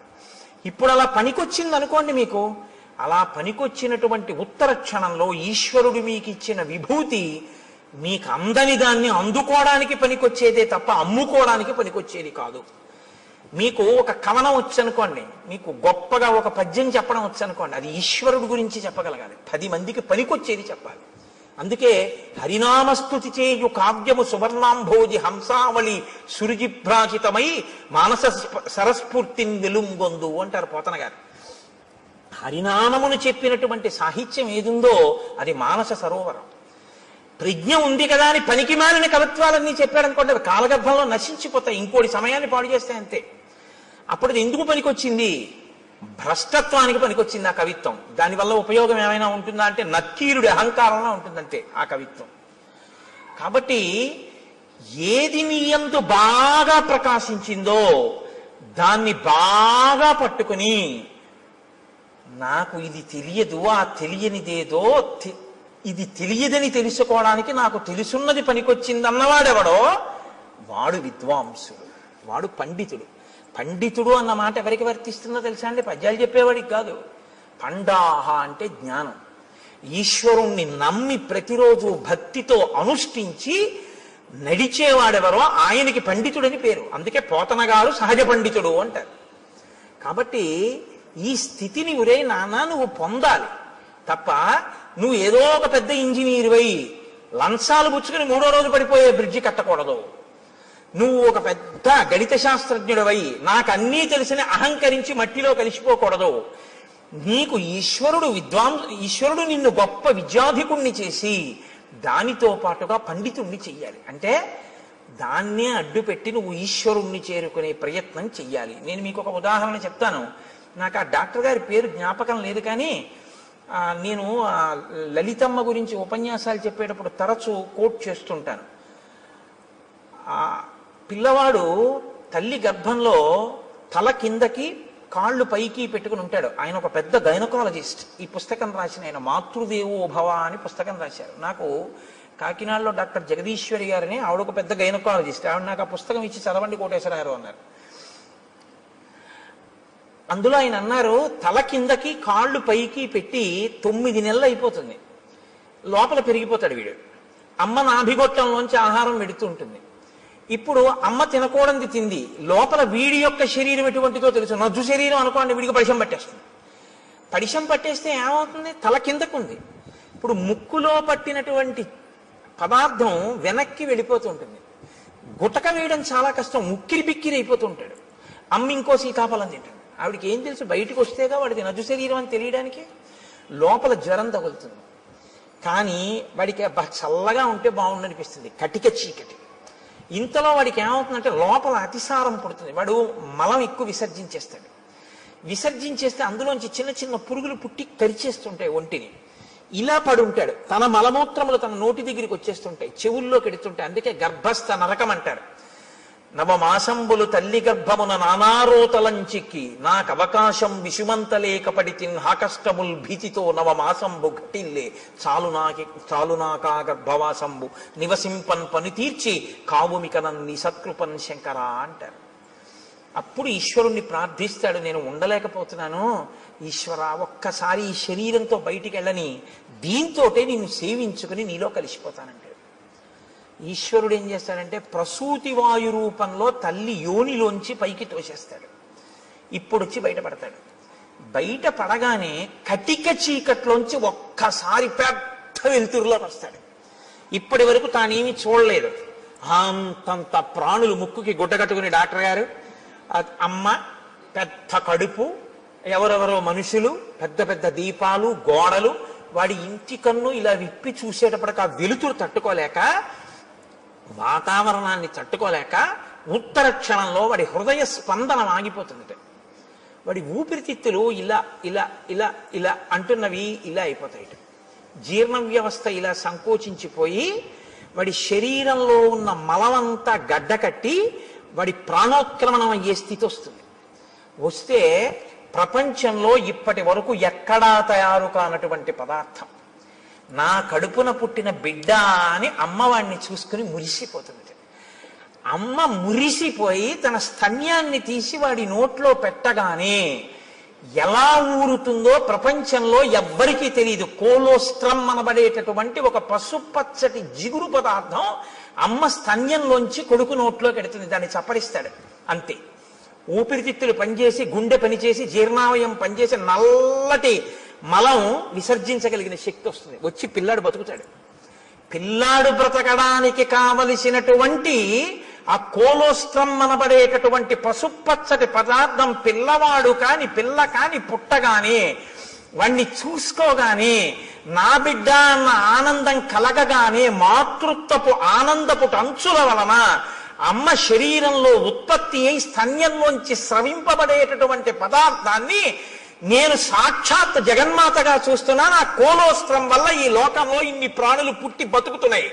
నేను నేర్చుకున్న గైనకాలజీతో నేను తెలుసుకున్నది ఏమిటంటే ఆ కోలోస్ట్రం అన్న పదార్థంలో అమ్మవారు ఉంది అని రాసుకున్నాడు ఆయన ఆ పుస్తకంలో. ఇది ఆ డాక్టర్ గారి ధన్యతకి కారణం. తను చదువుకున్న గైనకాలజీ ఎందుకు పనికొచ్చిందంటే ఈశ్వరుణ్ణి తెలుసుకోవడానికి. ఈ ప్రాణులను మేము కాదు ఆపరేట్ చేస్తున్నది. ఇన్నాళ్ళకి ఒక పిల్లవాడు పుట్టాడు అంటే ఆ పిల్లవాడిని లోపల ఉంచినవాడు, పైకి తెచ్చినవాడు, బతికించినవాడు ఆ తల్లి జగన్మాత, ఆ పరాశక్తి. ఆ పరాశక్తి అమ్మ రూపంలో వచ్చి బతికించింది అని తను తెలుసుకుని నమస్కరించిన వాడు ఉన్నాడే, వాడు విద్వాంసుడు, వాడు పండితుడు. అందుకు పనికొచ్చింది ఆయన చదువు. ఆవిడ ప్రసవ వేదనతో అక్కడ కొట్టుమిట్టి ఆడిపోతుంటే డబ్బట్టుకొస్తే తప్ప ఆపరేషన్ చేయనన్న డాక్టరు దౌర్భాగ్యుడు. వాడి చదువు ఎందుకు పనికొచ్చినట్టు? ఏం భయమా? రామాయణం చెప్పడానికి భయం ఏంటండి? నేను రామాయణం చెప్తున్నాను కదా. కాబట్టి నీ కొడుకు అలా కాకూడదు, నీ కూతురు అలా కాకూడదు అనుకుంటే ఒక్క డాక్టర్ అవ్వాలని కోరుకోకు. ఈ తత్వం తెలుసుకుని ఈశ్వరుడి యొక్క అనుగ్రహాన్ని చూసి ఇంకొక పిల్లాన్ని నేను అలా దర్శనం చేస్తున్నానని అర్ధరాత్రి కూడా సంతోషంగా వచ్చి 5 పైసలు అక్కర్లేదమ్మా, నీ మాతృత్వం చాలు నాకు పరాశక్తి దర్శనమని పురుడు పోయగలిగినటువంటి డాక్టర్ కావాలని కోరుకుని రాయించు పలకలో. అందుకని ఏది చదవాలన్నా ఓం నమ శివాయ సిద్ధం నమః మంగళప్రదమైన చదువు కావాలి అని మనం కోరుకుంటాం. లేకపోతే ఏమవుతుందో తెలుసా అండి? దీని రెండో కోణం అహంకారం. ప్రతిదానికి అహంకారమే. ప్రతి చిన్న విషయానికి అహంకరించడానికి ఏదైనా కనపడుతుంది. అహంకారం పోగొట్టుకోవడానికి ఏమీ ఉండదు. నేనెంతటి వాడినండి అనడం చాలా కష్టం. నేను ఇంతటి వాడినండి అనడానికి ఏదో ఒకటి చెప్పచ్చు కదండి. ఏదో ఒకటి చెప్పచ్చు ఇంతటి వాడిని అనడానికి. ఈ సోమస్య శక్రస్య సూర్యస్య చ యథావపుః అటువంటి అందమైన శరీరం ఉన్నవాణ్ణి, అంత అందమైన శరీరం ఈశ్వరుడిస్తే ఇలా ఎందుకు అయ్యావు? అలా అందంగా నువ్వు కనబడితే చాలు ఎదుటివాడి కంటికి కలిగినటువంటి బాధ తీరుతుంది. నిన్ను చూస్తే చాలా ఎంత అందంగా ఉన్నాడు అని. కానీ ఆయన ఏం చేసేవాడంటే చాలా చిత్ర విచిత్రమైన భయంకరమైనటువంటి వేషములలోకి మారేవాడు. కామరూపి కాబట్టి ఎవరూ ఊహించనంత ఘోరాతి ఘోరమైన రూపాన్ని తాను తీసుకుని ఈశ్వరుడిచ్చిన అందమైన రూపాన్ని వదిలిపెట్టి ఘోర రూపాలతో అరణ్యంలో ప్రాణులకు అకస్మాత్తుగా కనపడి వాళ్ళు భయపడిపోయి విహ్వలులై పడిపోతే, మరణిస్తే, బాధపడితే తను సంతోషించేవాడు. ఇది రాక్షస ప్రవృత్తి. పైకి అందం ఉండడం గొప్ప కాదు, లోపల అందం ఉండడం గొప్ప. పైకి అందం లేకపోవడం తప్పు కాదు, లోపల అందం ఉండడం గొప్ప. నా మాట బాగా పట్టుకున్నారో లేదో మీరు? యథాలాపంగా తీసుకున్నారో? పైకి అందం ఉండడం కాదు గొప్ప, లోపల అందం ఉండడం గొప్ప. పైకి అందం ఉండకపోవడం గొప్ప తప్పు కాదు, లోపల అందం ఉండడమే గొప్ప. చంద్రశేఖర పరమాచార్య స్వామి వారు ఇలా వెళ్ళిపోతున్నారు అనుకోండి, ఏమిటి ఆయన లోటో షూ వేసుకుంటారా, లేకపోతే విమల్ సూట్ వేసుకుంటారా, లేకపోతే ఆయన పెద్ద టై కట్టుకుంటారా, లేకపోతే ఫెయిర్ అండ్ లవ్లీ రాసుకుంటారా? ఆయన ఏముండవు. పాదచారి ఓ కాషాయ వస్త్రం కట్టుకుని ఇలా తలమించి వేసుకుని, ఇంత విభూతి పుండ్రాలు పెట్టుకుని, ఇంత బొట్టు, అది కూడా గుండ్రంగా కూడా ఉండదు, అద్దుకున్నట్టు పెట్టేసుకుని, చేతిలో ఓ సత్యదండం పట్టుకుని, ఆయన ఓ కమండలం పట్టుకుని గబ్బ గబ్బ గబ్బ గబ్బ నడిచి వెళ్ళిపోతుంటారు. ఇప్పుడు నేను ఇలా చెప్తుంటే ఆయన ఇలా వచ్చారనుకోండి, అకస్మాత్తుగా ఉంటుందా నా రామాయణ ప్రసంగం? లేచి గభాలను ఒక్కసారి స్వర్ణదండం పడ్డట్టు దెబ్బ తగిలితే తర్వాత చూద్దామని కింద పడిపోతానంతే. మీరంతే లేచి సభంతా కింద పడిపోతుంది. ఏ అందం చూసి గౌరవించారు?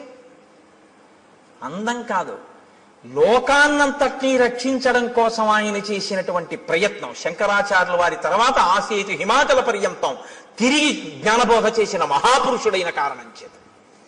కాబట్టి మీరు ఆయన పాదాల మీద పడిపోతారంతే. ఇప్పుడు అందం గొప్పదా, పై అందం గొప్పదా? లోపలి అందం గొప్పది. లోపలి అందం ఎక్కడుంటుందో అది లోకాన్ని ఉద్ధరిస్తుంది. పై అందం జర్జరీభూతం అయిపోతుంది, కొన్నాళ్ళకు పోతుంది. పైగా దాన్ని సద్వినియోగం చేయకపోతే నీకు ప్రమాదహేతువై కూర్చుంటుంది. కాబట్టి చూశారు, పై అందంతో లోపలి అందం పెంచుకోలేదు, పై అందంతో లోపల అందవికారం పెంచుకున్నాడు. లోపలి అందవికారం పై అందాన్ని కూడా తీసేసింది. ఇదే నేను మీతో మనవి చేసింది. అక్షరాభ్యాసము అన్నది మూఢనమ్మకములు, చాదస్తములు. నేను మీతో ఒకరోజు మనవి చేశాను. ఒక ఆయన ఆవును చంపేద్దాం అనుకున్నాడు. ఆవును చంపే అన్నాడు అనుకోండి, బుద్ధుందా లేదా అంటారు. కాబట్టి ఆవును చంపేయి అనకుండా ఏమన్నాడంటే ఆ పులిని చంపేయి అన్నాడు. ఇప్పుడు చూడటం లేదు మీరు, అది ఆవో పులో మీరు చూడలేదు. పులిని చంపేయి అన్నారు. అయ్యి బాబాయ్ మీద పడిపోతుంది కాబట్టి చంపేయమన్నాడు అనుకున్నారు. ఆ పావును చంపేయాలి, పావు కాబట్టి చంపేయమన్నాడు అనుకున్నారు. ఆయన ఆవును చంపేశాడు. ఆవుని తెలుసు, పావును చంపేయి అని చంపించేశాడు. ఆవు అని చెప్తే అది పవిత్రం కాబట్టి చంపడానికి ఒప్పుకోరని.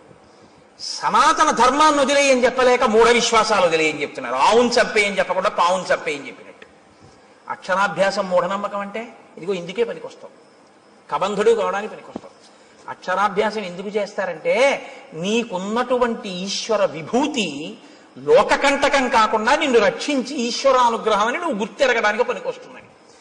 లేకపోతే నిన్ను ఎక్కడ పడితే అక్కడే ప్రమాదం తీసుకొస్తావు ఈ విభూతితోటి.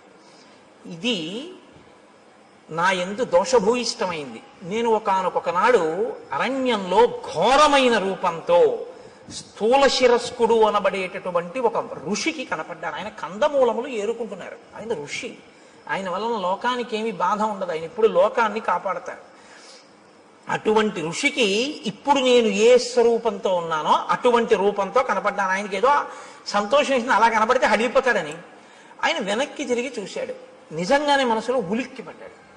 అయ్యబాబు ఇదేమిటి ఇలా ఉంది ఈ ప్రాణి. అయితే వాళ్ళది నిర్భయత్వం. ఎక్కడ నిర్భయత్వం? అద్వైతమే నిర్భయత్వం. రెండోది ఉందంటే భయం, ఉన్నదొక్కటే అంటే భయం ఏమిటి? ఇంకా భయపడడానికి ఏముంటుంది? అదే అద్వైతం.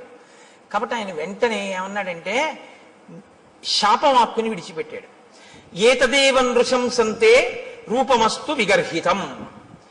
నీకు ఇటువంటి నింద్యమైనటువంటి రూపం కావాలనుకున్నావు. నృశంసం విగర్హితం, క్రూరమైన నింద్యమైన, రెండు మాటలు వేశాడు. ఈ రూపం ఎలా ఉంది? నింద్యంగా ఉంది, చూడ్డానికి అసహించుకునేటట్టుంది, ఘోరంగా ఉంది. చేతులు ఒక్కటి ఉండి ఏమిటి ఆ స్వరూపం ఏమిటి, ఆ కనపడడం ఏమిటి? అప్పటికి తలకాయ ఉంది ఆయనకి ఇంకాను. కాబట్టి నువ్వు ఇలాగే అరణ్యంలో పడి ఉండు అన్నాడు. ఇప్పుడు అసలు ఉన్న అందం పోయింది. ఇప్పుడు ఏం చేశాడు? ఉన్న అహంకారం అప్పుడు పోయి మహర్షి కాళ్ళ మీద పడ్డాడు. ఇప్పుడు మీరు నన్ను మాట అడగచ్చు ఏంటంటే, అంటే మరి పాపం ఆ పాటి దానికి ఏదో బుద్ధి చెప్పాలి కానీ అలా బొత్తిగా శాపం ఇచ్చేయడం ఏమిటండి అంటే, మీరు జ్ఞాపకం పెట్టుకోండి, శాపం ఎప్పుడూ కూడా అనుగ్రహము. శాపవాక్కు అందరూ శాపానుగ్రహము అంటారు. దాని చేత మార్పు తీసుకొస్తారు తప్ప అలాగే పడి ఉండు అని అనరు. ఆ బాధ తెలిస్తే ఆ తరువాతి కాలంలో ఏమవుతాడంటే ఇంకెప్పుడు ఇటువంటి తప్పు పని చేయకుండా లోకానికి ఉపకారం చేస్తాడు. ఇక లోకోపకారం మొదలు పెడతాడు. అవతల వాడి బాధ తన బాధగా స్వీకరించి అవతల వాడికి మాట సాయమో చేతి సాయమో ఏదో ఒక సాయం మొదలు పెడతాడు. ఈ ప్రవృత్తి ఎక్కడ రావాలంటే లోపల దిద్దుబాటు జరగాలి. లోపల దిద్దుబాటు జరగాలి అంటే కొంతకాలం కష్టపడాలి, తప్పదు. ఏళ్ళనాటి శని జాతకంలోకి వచ్చిందనుకోండి, ఎందుకు భయపడతారు? ఆయన కష్టపెడతాడు. శనైహి శనైహి చరహ, మెల్లమెల్లగా వెడుతూ కష్టపెడతాడు. కానీ ఆ కష్టపెట్టడం వల్ల ఏమవుతుందో తెలుసా అండి? గొప్ప పరిణతి వస్తుంది, గొప్ప అనుభవం వస్తుంది. తరువాతి కాలంలో ఆయన కీర్తికి కారణమవుతుంది. అందుకే ఏలినాటి శనిని ఎప్పుడూ దూషించకూడదు. మీరు ఆయన్ని నమస్కారం చేసి ప్రార్థన చేస్తే ఆయన దాన్ని ఇంకొకలా మారుస్తాడు. ప్రతిరోజు తిరగవలసిన దాన్ని గుడి చుట్టూ తిరగడంగా మారుస్తాడు భక్తి ఇచ్చి. కాబట్టి ఇప్పుడు శాపానుగ్రహం ఎందుకు ఇస్తారు? మార్పు తీసుకురావడం కోసం ఇస్తారు. వెంటనే తనకు అర్థమైంది, అయ్య బాబోయ్ ఇలా ఉండడమా? పడ్డాడు మహర్షి కాళ్ళ మీద. పడి అన్నాడు, ఎప్పుడు నాకు ఈ శాప విమోచనం అని అడిగాడు. అయితే మారేవు కదా, ఇప్పుడే అన్నారు అనుకోండి, ఆ బుద్ధి మళ్ళీ మారిపోతుంది. అందులో ఆ బాధ ఏమిటో తెలియాలి. ఆయన అన్నాడు, యథాచిత్వా భుజౌ రామ త్వాం దహే ద్విజనే వనే తదాత్వం ప్రాప్స్యసే రూపం స్వమేవ విపులం శుభం. నీవు అరణ్యంలో పడి ఉండి ప్రాణుల్ని తింటుంటే ఒకానొకప్పుడు రామచంద్రమూర్తి అరణ్యంలోకి వచ్చి నీ భుజములను తెగనరుకుతారు. ఆ తెగనరికి అరణ్యంలో నిన్ను కాల్చేస్తారు. ఎందుకంటే ఆ ప్రాణి అలా ఉండిపోవడానికి వీల్లేదుగా, కాల్చబడాలి. సంస్కారం రాముడి దగ్గర ఉన్న గొప్పతనం అదే. మీతో నేను మనవి చేశా. అంత్యేష్టి సంస్కారం చేస్తాడే, ప్రాణిని కాల్చేస్తాడు. అంటే చనిపోయినటువంటి ప్రాణిని అలా వదిలిపెట్టి వెళ్ళిపోడు, దానికి అంత్యేష్టి చేస్తాడు. పొద్దున్నే భోజనం చేస్తూ గోపాలకృష్ణ గారు నేను దాని గురించే కాసేపు ముచ్చటించాం. అలా ఎందుకు చేస్తాడండి రాముడు అని ఆయన ఏదో ప్రశ్న వేస్తే చెప్తున్నాను. ప్రతి ప్రాణికి కూడా దేవతలు ఆవహించి ఉంటారు. పాణి చెయ్యి ఉందనుకోండి ఇంద్రుడు ఉంటాడు, వాక్కు అగ్నిహోత్రం ఉంటుంది, కన్ను సూర్యుడు ఉంటాడు.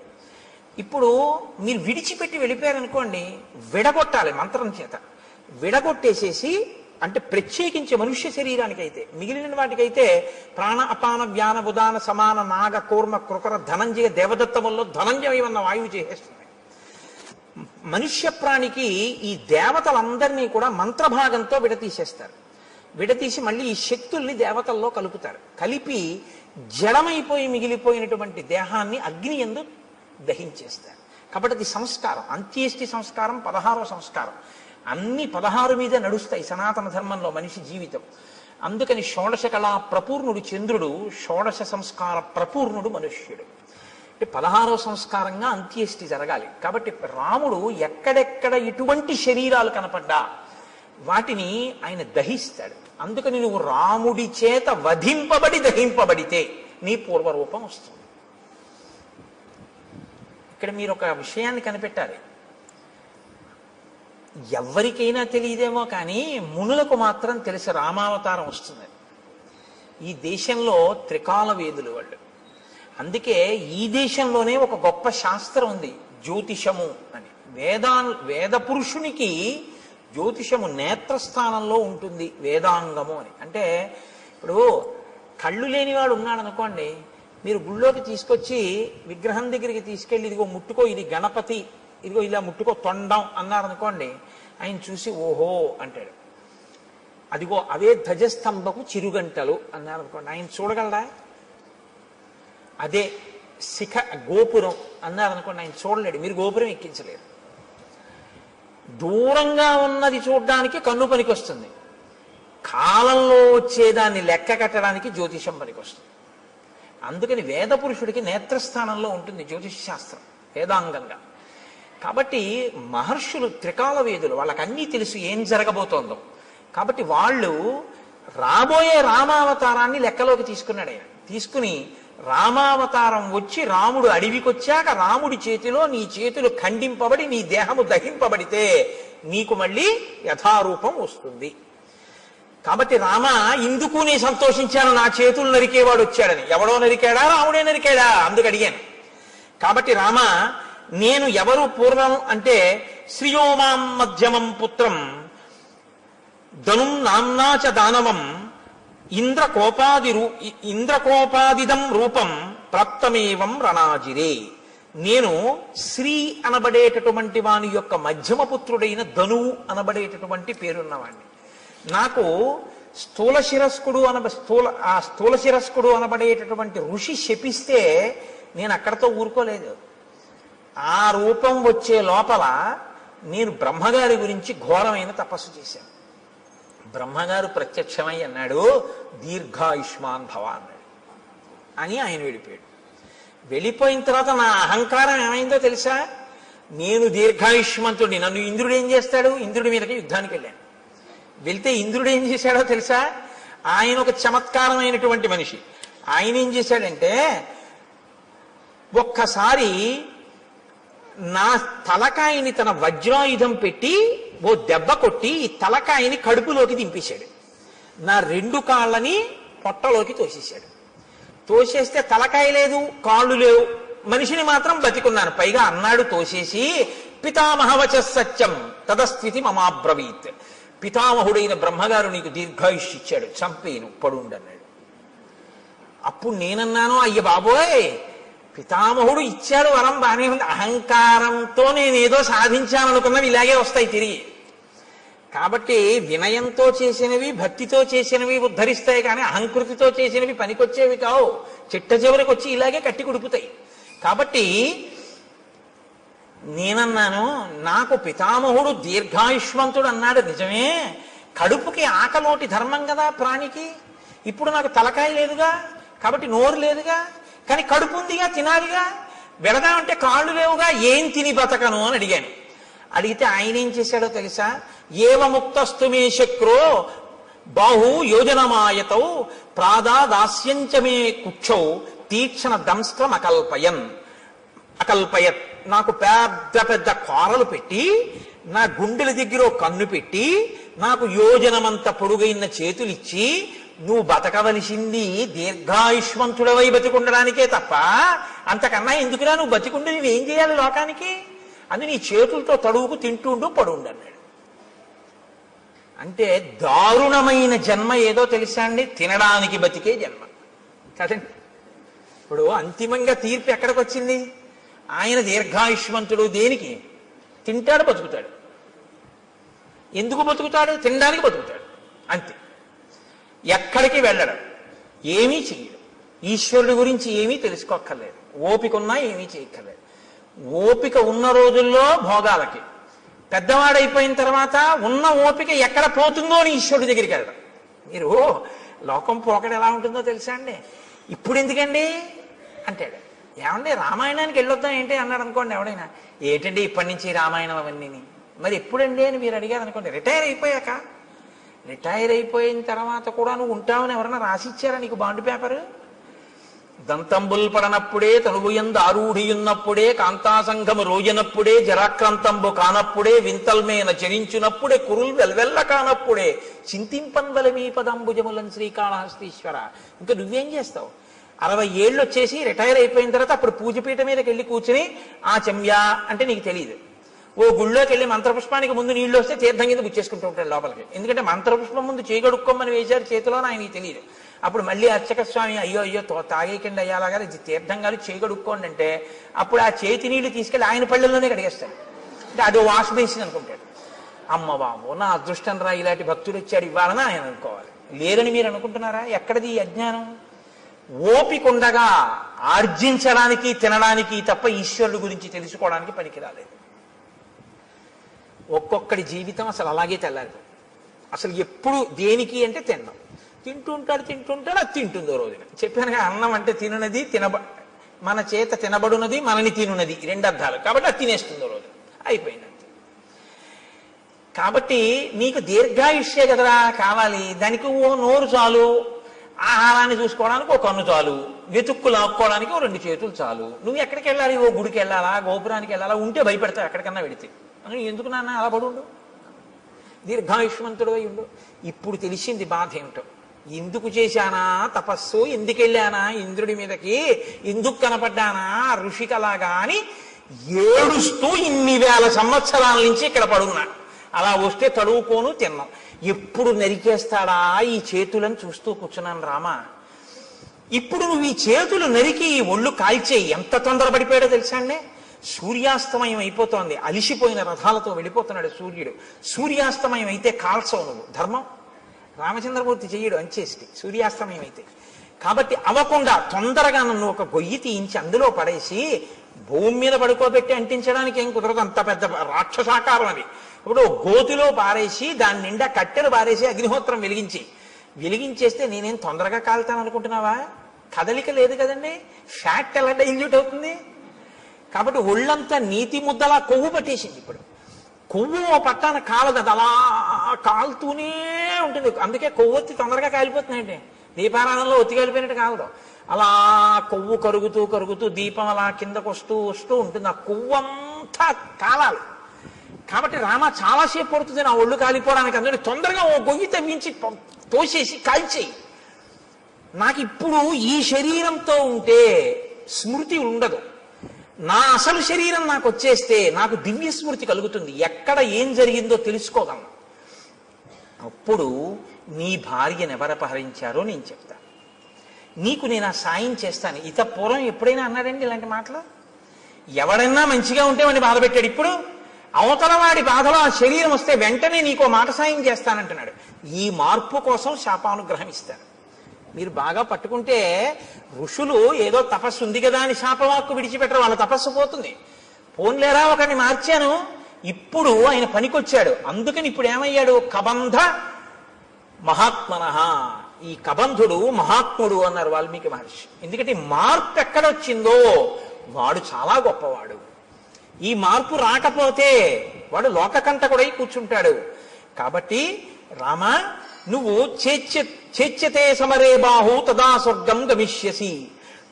ఇంద్రుడు కూడా ఏమన్నాడంటే, నీ రెండు బాహువులు రాముడు ఎప్పుడు తిరిగేస్తే అప్పుడు మళ్ళీ స్వర్గానికి వెళ్దుగానే అలా పడుండి అన్నాడు. అందుకని తొందరగా నాకు అంత్యేష్టి సంస్కారం చేసేసి. సరే, లక్ష్మణుణ్ణి పిలిచాడు, గుణపం ఇచ్చాడు, గొయ్యి తవ్వించాడు, శరీరాన్ని తోసేశాడు. ఏనుగులు విరిచినటువంటి కొమ్మలు ఎండిపోతే ఏర్పడిన ఎండుకర్రలు. మహర్షి, అమ్మో వాల్మీకి రామాయణం అండి, ఎంత జాగ్రత్తగా రచన చేస్తారో తెలుసా? అంత పెద్ద శరీరాన్ని అంత పెద్ద గోతిలో వేస్తే అంత పెద్ద శరీరం కాల్చడానికి ఎన్ని కట్టెలు కావాలి, ఎక్కడి నుంచి ఏరి పట్టుకొచ్చారు సూర్యాస్తమయం లోపల అని మీరు నేను అంటామేమో. అక్కర్లేని ఇలాంటివి తీయడం మనంత గొప్పవాళ్ళు ఉండరు. కాబట్టి ఏనుగుల గుంపులు తిరుగుతాయి అక్కడ. వాటి పని ఏమిటంటే వాటికి తొండం ఖాళీగా ఉండదు, కొమ్మలు విరిచేస్తుంటాయి. ఆ విరిచేసినటువంటి కొమ్మలు కింద పడిపోయి ఎండిపోయి. కాబట్టి ఇప్పుడు ఆ పెద్ద పెద్ద కొమ్మలన్నీ తీసుకొచ్చి రామచంద్రమూర్తి ఆ గోతులో పడేశారు, లక్ష్మణమూర్తి ఆ గోతులో పారేశారు. పారేసి ఇప్పుడు కబంధుణ్ణి కాల్చేస్తున్నారు. ఈ కబంధుడి దగ్గరే ఈ కబంధుడు కాలిపోతే సీతమ్మ తల్లిని పట్టుకోవడానికి, సీతమ్మ తల్లిని అన్వేషించడానికి పెద్ద శుభవార్త దొరుకుతుంది. హనుమ ప్రవేశించడానికి ఇంకా కథకి రంగం సిద్ధం అవుతోంది. ఇంకిక్కడి నుంచి కిష్కింధకాండకి పునాది పడుతోంది. ఇక్కడి నుంచి హనుమత్ ప్రవేశం ప్రారంభం అవుతోందనమాట. కాబట్టి ఇప్పుడు నాయనా నువ్వు నా శరీరాన్ని అంటించేయి. ఇప్పుడు ఆ ఏనుగులు విరిచేసినటువంటి ఎండిపోయిన కొమ్మలు తెచ్చి గోతిలో పడేసి అంటించేశారు ఆ శరీరాన్ని. అంటించేసరి మెల్లమెల్లగా కాలింది అన్నారు. కొవ్వు పట్టి ఉంది కదండి. అప్పుడు కూడా హ్యూమన్ అనాటమీ బాగా తెలుసు అనమాట. అంటే కదలకుండా ఎక్కువ తినేస్తే కొవ్వు పట్టేస్తుంది. వాడు దీర్ఘాయుష్మంతుడు కాబట్టి హార్ట్ బ్లాక్ లేదు వాడికి. కాబట్టి ఆయనలోంచి ఇప్పుడు ఒక దివ్యమైనటువంటి స్వరూపం ఒకటి బయటికి వచ్చింది. తతశ్చితాయా వేగేన భాస్వరో విమలాంబర ఉత్పపాతాశు సంహృష్ట సర్వ ప్రత్యంగభూషణ విమానే భాస్వరే తిష్టన్ హంసయుక్తే యశస్కరే ప్రభయాచ మహాతేజ దిశో దశ విరాజయన్. దశ దిశలు వెలిగిపోయేటట్టుగా హంసలు పూంచినటువంటి రథం మీద తెల్లటి వస్త్రములు ధరించి అంగ ప్రత్యంగములన్నీ కూడా సువర్ణ మణిబయబోయినటువంటి భూషణముల చేత అలంకరింపబడినటువంటి వాడై వెలిగిపోతున్న పగిది ఒక్కసారి ఆ కబంధుడు మళ్ళీ పూర్వస్వరూపంతో ఆ రథంలో కూర్చుని కనపడ్డాడు. కనపడి ఒక్క క్షణం ఇలా కళ్ళు మూసుకుని ఆలోచించాడు. ఆలోచించి అన్నాడు, రామా, నేను ఆలోచించగా మీకు కలిగినటువంటి కష్టానికి ఒక విషయం అర్థమవుతోంది. దశాభాగగతో హీనః తం హి రామః సలక్ష్మణః యత్కృతే వ్యసనం ప్రాప్తం త్వయా దార ప్రదర్శనం. మీరు దుర్దశ యొక్క ఫలితాన్ని అనుభవిస్తున్నారు. అందుకే భార్య దూరం అయిపోయింది. మీ ఇద్దరికి జాడ తెలియట్లేదు. ఎంత నడుస్తున్నారో కూడా తెలియనంత దూరం నడిచి కష్టపడి వెతుకుతున్నారు. ఇప్పుడు ఇలా వెతికి తిరిగి ప్రయోజనం లేదు. మీకు సాయం చెయ్యగలిగిన మిత్రుడు ఒకడు కావాలి. ఒక గొప్ప మిత్రుడు. ఆయన ఎటువంటి వాడై ఉండాలి? ఆయన ఈ లోకమంతా తిరిగిన వాడై ఉండాలి. ఈ భూమండలం అంతా తిరిగిన వాడైతే ఎక్కడెక్కడ ఏమున్నాయో తెలిసిన వాడై ఉంటాడు. ఎందుకని? రావణుడు అన్నది ఒక్కటే తెలుసు తప్ప అతను ఎక్కడుంటాడో ఏమిటో నాకు తెలియదు అంటున్నావుగా, జటాయువు చెప్పాడని. ఆ రావణుడు ఎవరో, ఎక్కడుంటాడో, ఎలా పరిపాలిస్తాడో, ఎంతమంది రాక్షసులు ఉంటారో ఇవన్నీ తెలియాలంటే ఈ భూమండలం అంతా తిరిగిన వాడై ఉండాలి, అన్నీ తెలుసున్నవాడై ఉండాలి.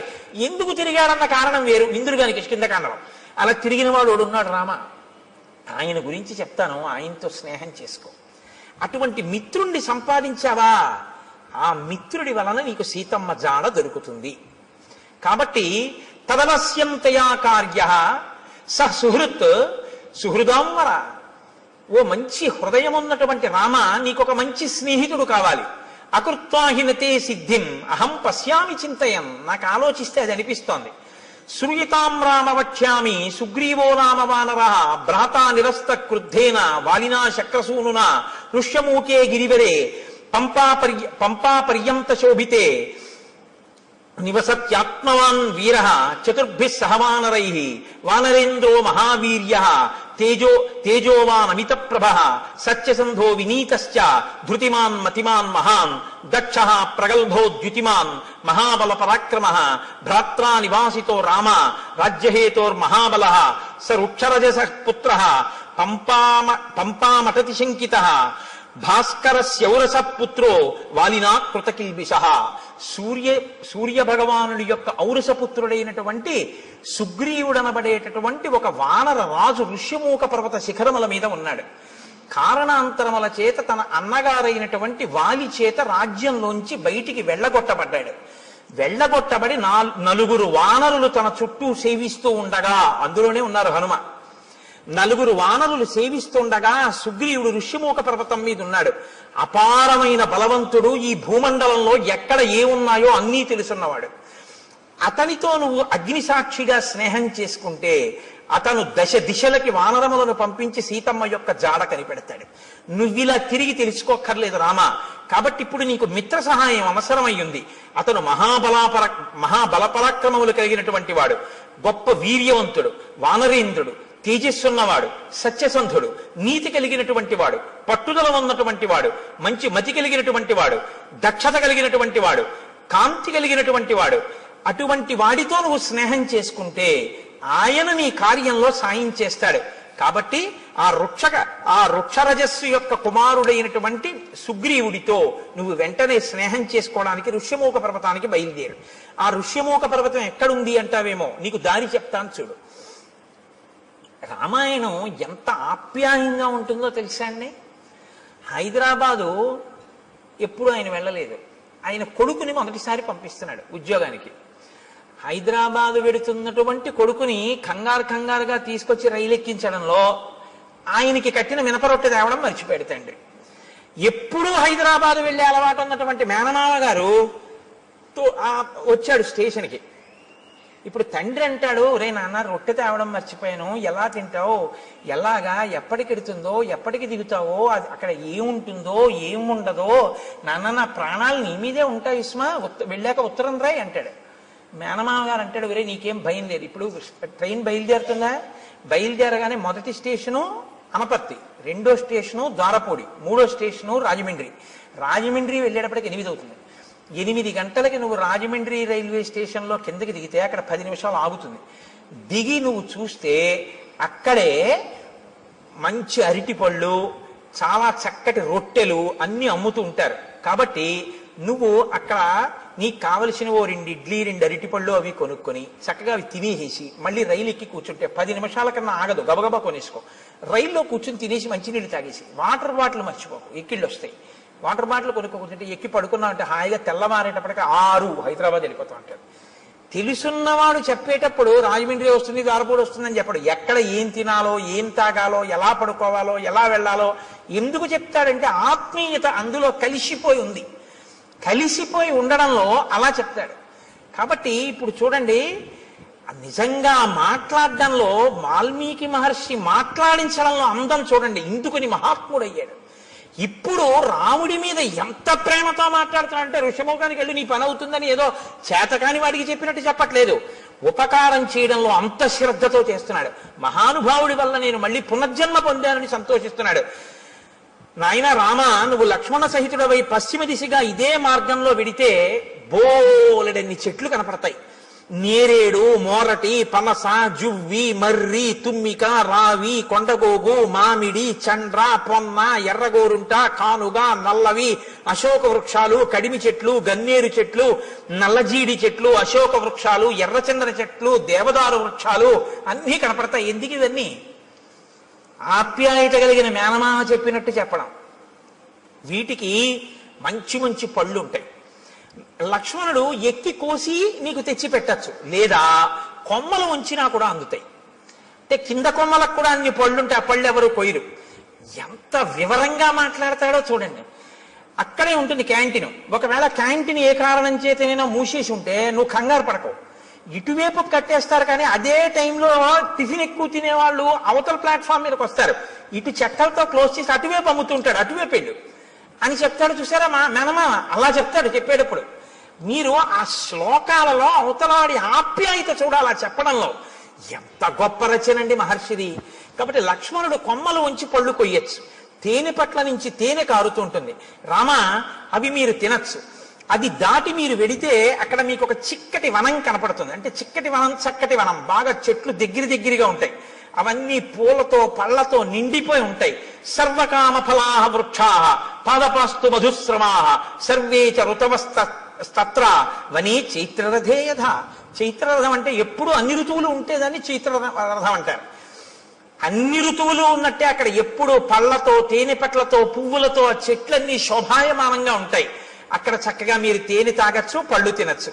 అది దాటి వెళ్ళిన తరువాత మీరు పంపా సరోవర తీరానికి వెడతారు. రామ పంపా సరోవర తీరంలో ఒడ్డున ఎక్కడా కూడా అసలు గులకరాళ్ళు ఉండవు. సాధారణంగా నది ఒడ్డున అన్ని చోట్ల గులకరాళ్ళు ఉంటాయి. గులకరాళ్ళు ఉంటే ఏమిటి అని మీరు అడగచ్చు. రాముడు పాదుకలు లేకుండా నడుస్తున్నాడు, గులకరాళ్ళు ఉంటే గుచ్చుకుంటాయి కాళ్ళు. కాబట్టి రామ పంపానది తీరంలో గులకరాళ్ళు ఉండవు. అంటే ఆయన కాళ్ళకి గుచ్చుకునేవి లేవు. ఎంత ప్రేమో చూడండి నా చెప్పడంలో. పంపానది తీరంలో గులకరాళ్ళు ఉండవు. ఆ నీళ్లు చల్లగా ఆ అందులో పుట్టినటువంటి పద్మముల యొక్క కింజిల్కముల నుండి రాలినటువంటి పుప్పుడితో సుగంధభరితములై తీయగా చల్లగా ఉంటాయి. ఎప్పుడు స్నానం చేద్దామా, ఎప్పుడు తాగుదామా అనిపిస్తుంది. రామ అక్కడ నాచు ఉండదు. కాబట్టి నువ్వు జాగ్రత్తగా పంచె పైకి తీసి కాలు జారుతుందేమో అని చూసుకుని వెయ్యక్కర్లేదు. ఆ కింద ఉన్నటువంటి ఇసుక నీకు కనపడుతుంది. ఆ నీరు వెండి పళ్ళెంలా ఉంటుంది, అంత స్వచ్ఛంగా ఉంటుంది. మహానందిలో ఉంటుంది సరోవరం, అలా ఉంటాయి నీళ్లు. రామ నీకు ఇంకొక విషయం చెప్తున్నాను. అక్కడ అనేకమైన పక్షులు ఆ ఒడ్డును తిరుగుతుంటాయి. వాటికి ఏం భయం ఉండదు. అవి చాలా స్వేచ్ఛగా తిరుగుతుంటాయి. అవి ఎంత రుచిగా ఉంటాయో తెలుసా రామ? ఘృతపిండోపమాన్ స్థూలాంతాన్ ద్విజాన్ భక్షయిష్యథ రోహితాన్ వక్రతుండాశ్చ నరమీనాంశ్చ రాఘవ. రామ పెద్ద పెద్ద చేపలు, ముళ్ళున్నవి, రెక్కలున్నవి ఆ నదిలో తిరుగుతుంటాయి పంపా సరోవరంలో. నీతి ముద్ద ఎలా ఉంటుందో అంత కమ్మగా ఉంటాయి అక్కడ ఉన్న పక్షులు. మాంసాహారం ఉన్న వాళ్ళు ఎవరైనా ఉంటే నోరూరే ప్రయత్నంలో ఉండకండి. కాబట్టి అంత కమ్మటి రుచి కలిగినటువంటి పక్షులు ఉంటాయి. కాబట్టి పాంసాయాం యుషుభి మచ్చాన్ తత్ర రామ వరాన్ హతాన్ నిస్త్వక్పక్షాన్ అయస్తప్తాన్ అకృషాన్ ఏకకంటకాన్. ఎంత వివరంగా చెప్తాడంటే ఆ నదిలో కొన్ని పక్షులు ఆ నదిలో తిరుగుతుంటాయి. గండు మీనులు, సొర్ర మీనులు, రొయ్యలు, చేపలు అన్ని ఆడుకుంటుంటాయి. లక్ష్మణుడు బాణంతో గుచ్చి వాటిని పైకి తీస్తాడు. తీసి అగ్నిహోత్రం మీద ఆ బాణంతో ఇలా తిప్పితే ఎర్రగా కాల్తాయి. నువ్వు అక్కడ ఒడ్డున కూర్చోరామా, కూర్చుంటే ఒక్కొక్క చేపని కాల్చి పట్టుకొస్తాడు. ఆ పక్షిని కొట్టి కాల్చి పచనం చేసి ఆ నీతి ముద్దలా ఉన్న పక్షి మాంసం తీసుకొచ్చి పెడతాడు. చక్కగా నువ్వు ఆ ఒడ్డున కూర్చుని కమ్మగా తిన్న తర్వాత దాహం వేస్తుంది. ఎందుకంటే నీతి ముద్దలా కదా ఉంటాయి. దాహం వేస్తే లక్ష్మణుడు ఏం చేస్తాడో తెలుసా? భృశం తేఖాలతో మచ్చాన్ పంపాయాహ పుష్ప సంచయే పద్మగంధి శివం వారి సుఖశీత మనామయం ఉధృత్య సతతాక్లిష్టం రౌప్య స్ఫాటిక సన్నిభం అసౌ పుష్కరవర్ణేన లక్ష్మణ పాయిష్యతి. తామరాకులుంటాయి రామ, ఆ తామరాకులు దొప్పగా చేసి పంపా సరోవరంలోకి ఎడతాడు లక్ష్మణుడు. ఆ నీళ్లు ఎలా ఉంటాయో తెలుసా? వెండి రేకు బోర్లించినట్టు ఉంటాయి. తెల్లగా అడుగునున్నటువంటి ఇసుక కనపడుతుంటుంది. దాంట్లో బోలెడన్ని పద్మాలుంటాయి. పద్మాలకి కింజిల్కాలుంటాయి. వాటిలోంచి ఆ పుప్పుడంతా నీటి మీద పడుతుంది. అందుకని మంచి ఏదో అన్ని రకాల పదార్థాలతోటి శివాభిషేకం చేస్తే వచ్చిన తీర్థం అన్ని రుచులు కలిసి మంచి సుగంధ ద్రవ్యాలతో సువాసనతో ఎలా ఉంటుందో అలా ఉంటాయి ఆ నీళ్లు. ఆ నీళ్లు తామరాకు దొప్పతో తెచ్చి నీకు ఇస్తాడు. నువ్వు చక్కగా ఏం చేస్తావంటే తామరాకు దొప్పతో చల్లటి నీళ్లు తాగు. సాయంకాలం వేళలో నువ్వు ఆ పంపా సరోవర ప్రాంతంలో తిరుగుతుంటే జింకలు, లేళ్లు తిరుగుతుంటాయి. చెట్లన్నీ పువ్వులిట్టుకున్నాయా అన్నట్టుగా పువ్వులతో శోభిస్తుంటాయి. నీకు సీతమ్మ కనపడలేదు అన్న బెంగ నీకు తీరుతుంది. రామ అక్కడ పుష్పమాలలు కొన్ని పడి ఉంటాయి. ఆ పుష్పమాలలు ఎన్ని సంవత్సరములైన వాడవు. ఎందుకో తెలుసా? నతాని కశ్చిన్ మాల్యాని తత్రారోపయితా నరః నచ వై మ్లానతాంయాంతి నచ శీర్యంతి రాఘవ. మతంగ మహర్షి యొక్క శిష్యులు గురువు గారికి సేవ చేయడం కోసమని అక్కడికి వచ్చి దర్భలవి సేకరిస్తున్నప్పుడు వాళ్ళ శరీరానికి కలిగినటువంటి శ్రమ వలన పుట్టినటువంటి స్వేద బిందువులు నేల మీద పడి పువ్వులై దండలయ్యాయి. ఆ దండలు ఎవరూ తీసి ధరించారు. వాళ్ళ ఆ శిష్యుల యొక్క చెమట పువ్వులైంది కాబట్టి ఆ పువ్వులు సూర్యరశ్మికి వాడవు, గాలికి ఒడిలిపోవు. అవి ఎన్ని సంవత్సరములైనా అలాగే ఉంటుంటాయి. ఆ మాలలు ఎవరు ధరించరు. నువ్వు అక్కడ మతంగ మహర్షి యొక్క ఆశ్రమం కనపడుతుంది. చాలా లోపలికి వెళ్ళడం చాలా కష్టం. గొన్నేనుగులు దాని చుట్టూ తిరుగుతూ ఉంటాయి. రామ అక్కడే శబరి ఉంది ఇప్పుడు ఆ ఆశ్రమంలో. తేషాం గతానాం ఆద్యాపి దృశ్యతే పరిచారిణి శ్రమణీ శబరీనామ కాకుత్స చిరంజీవిని త్వాంతు ధర్మే స్థితా నిత్యం సర్వభూత నమస్కృతం దృష్ట్వా దేవోపమం రామ స్వర్గలోకం గమిష్యతి. నువ్వొక్కసారి ఆ ఆశ్రమంలోకి వెళ్ళి శబరిని చూస్తే శబరి నిన్ను చూసిన తరువాత స్వర్గలోకానికి వెళ్ళిపోతుంది. నీకోసమే ఎదురు చూస్తోంది.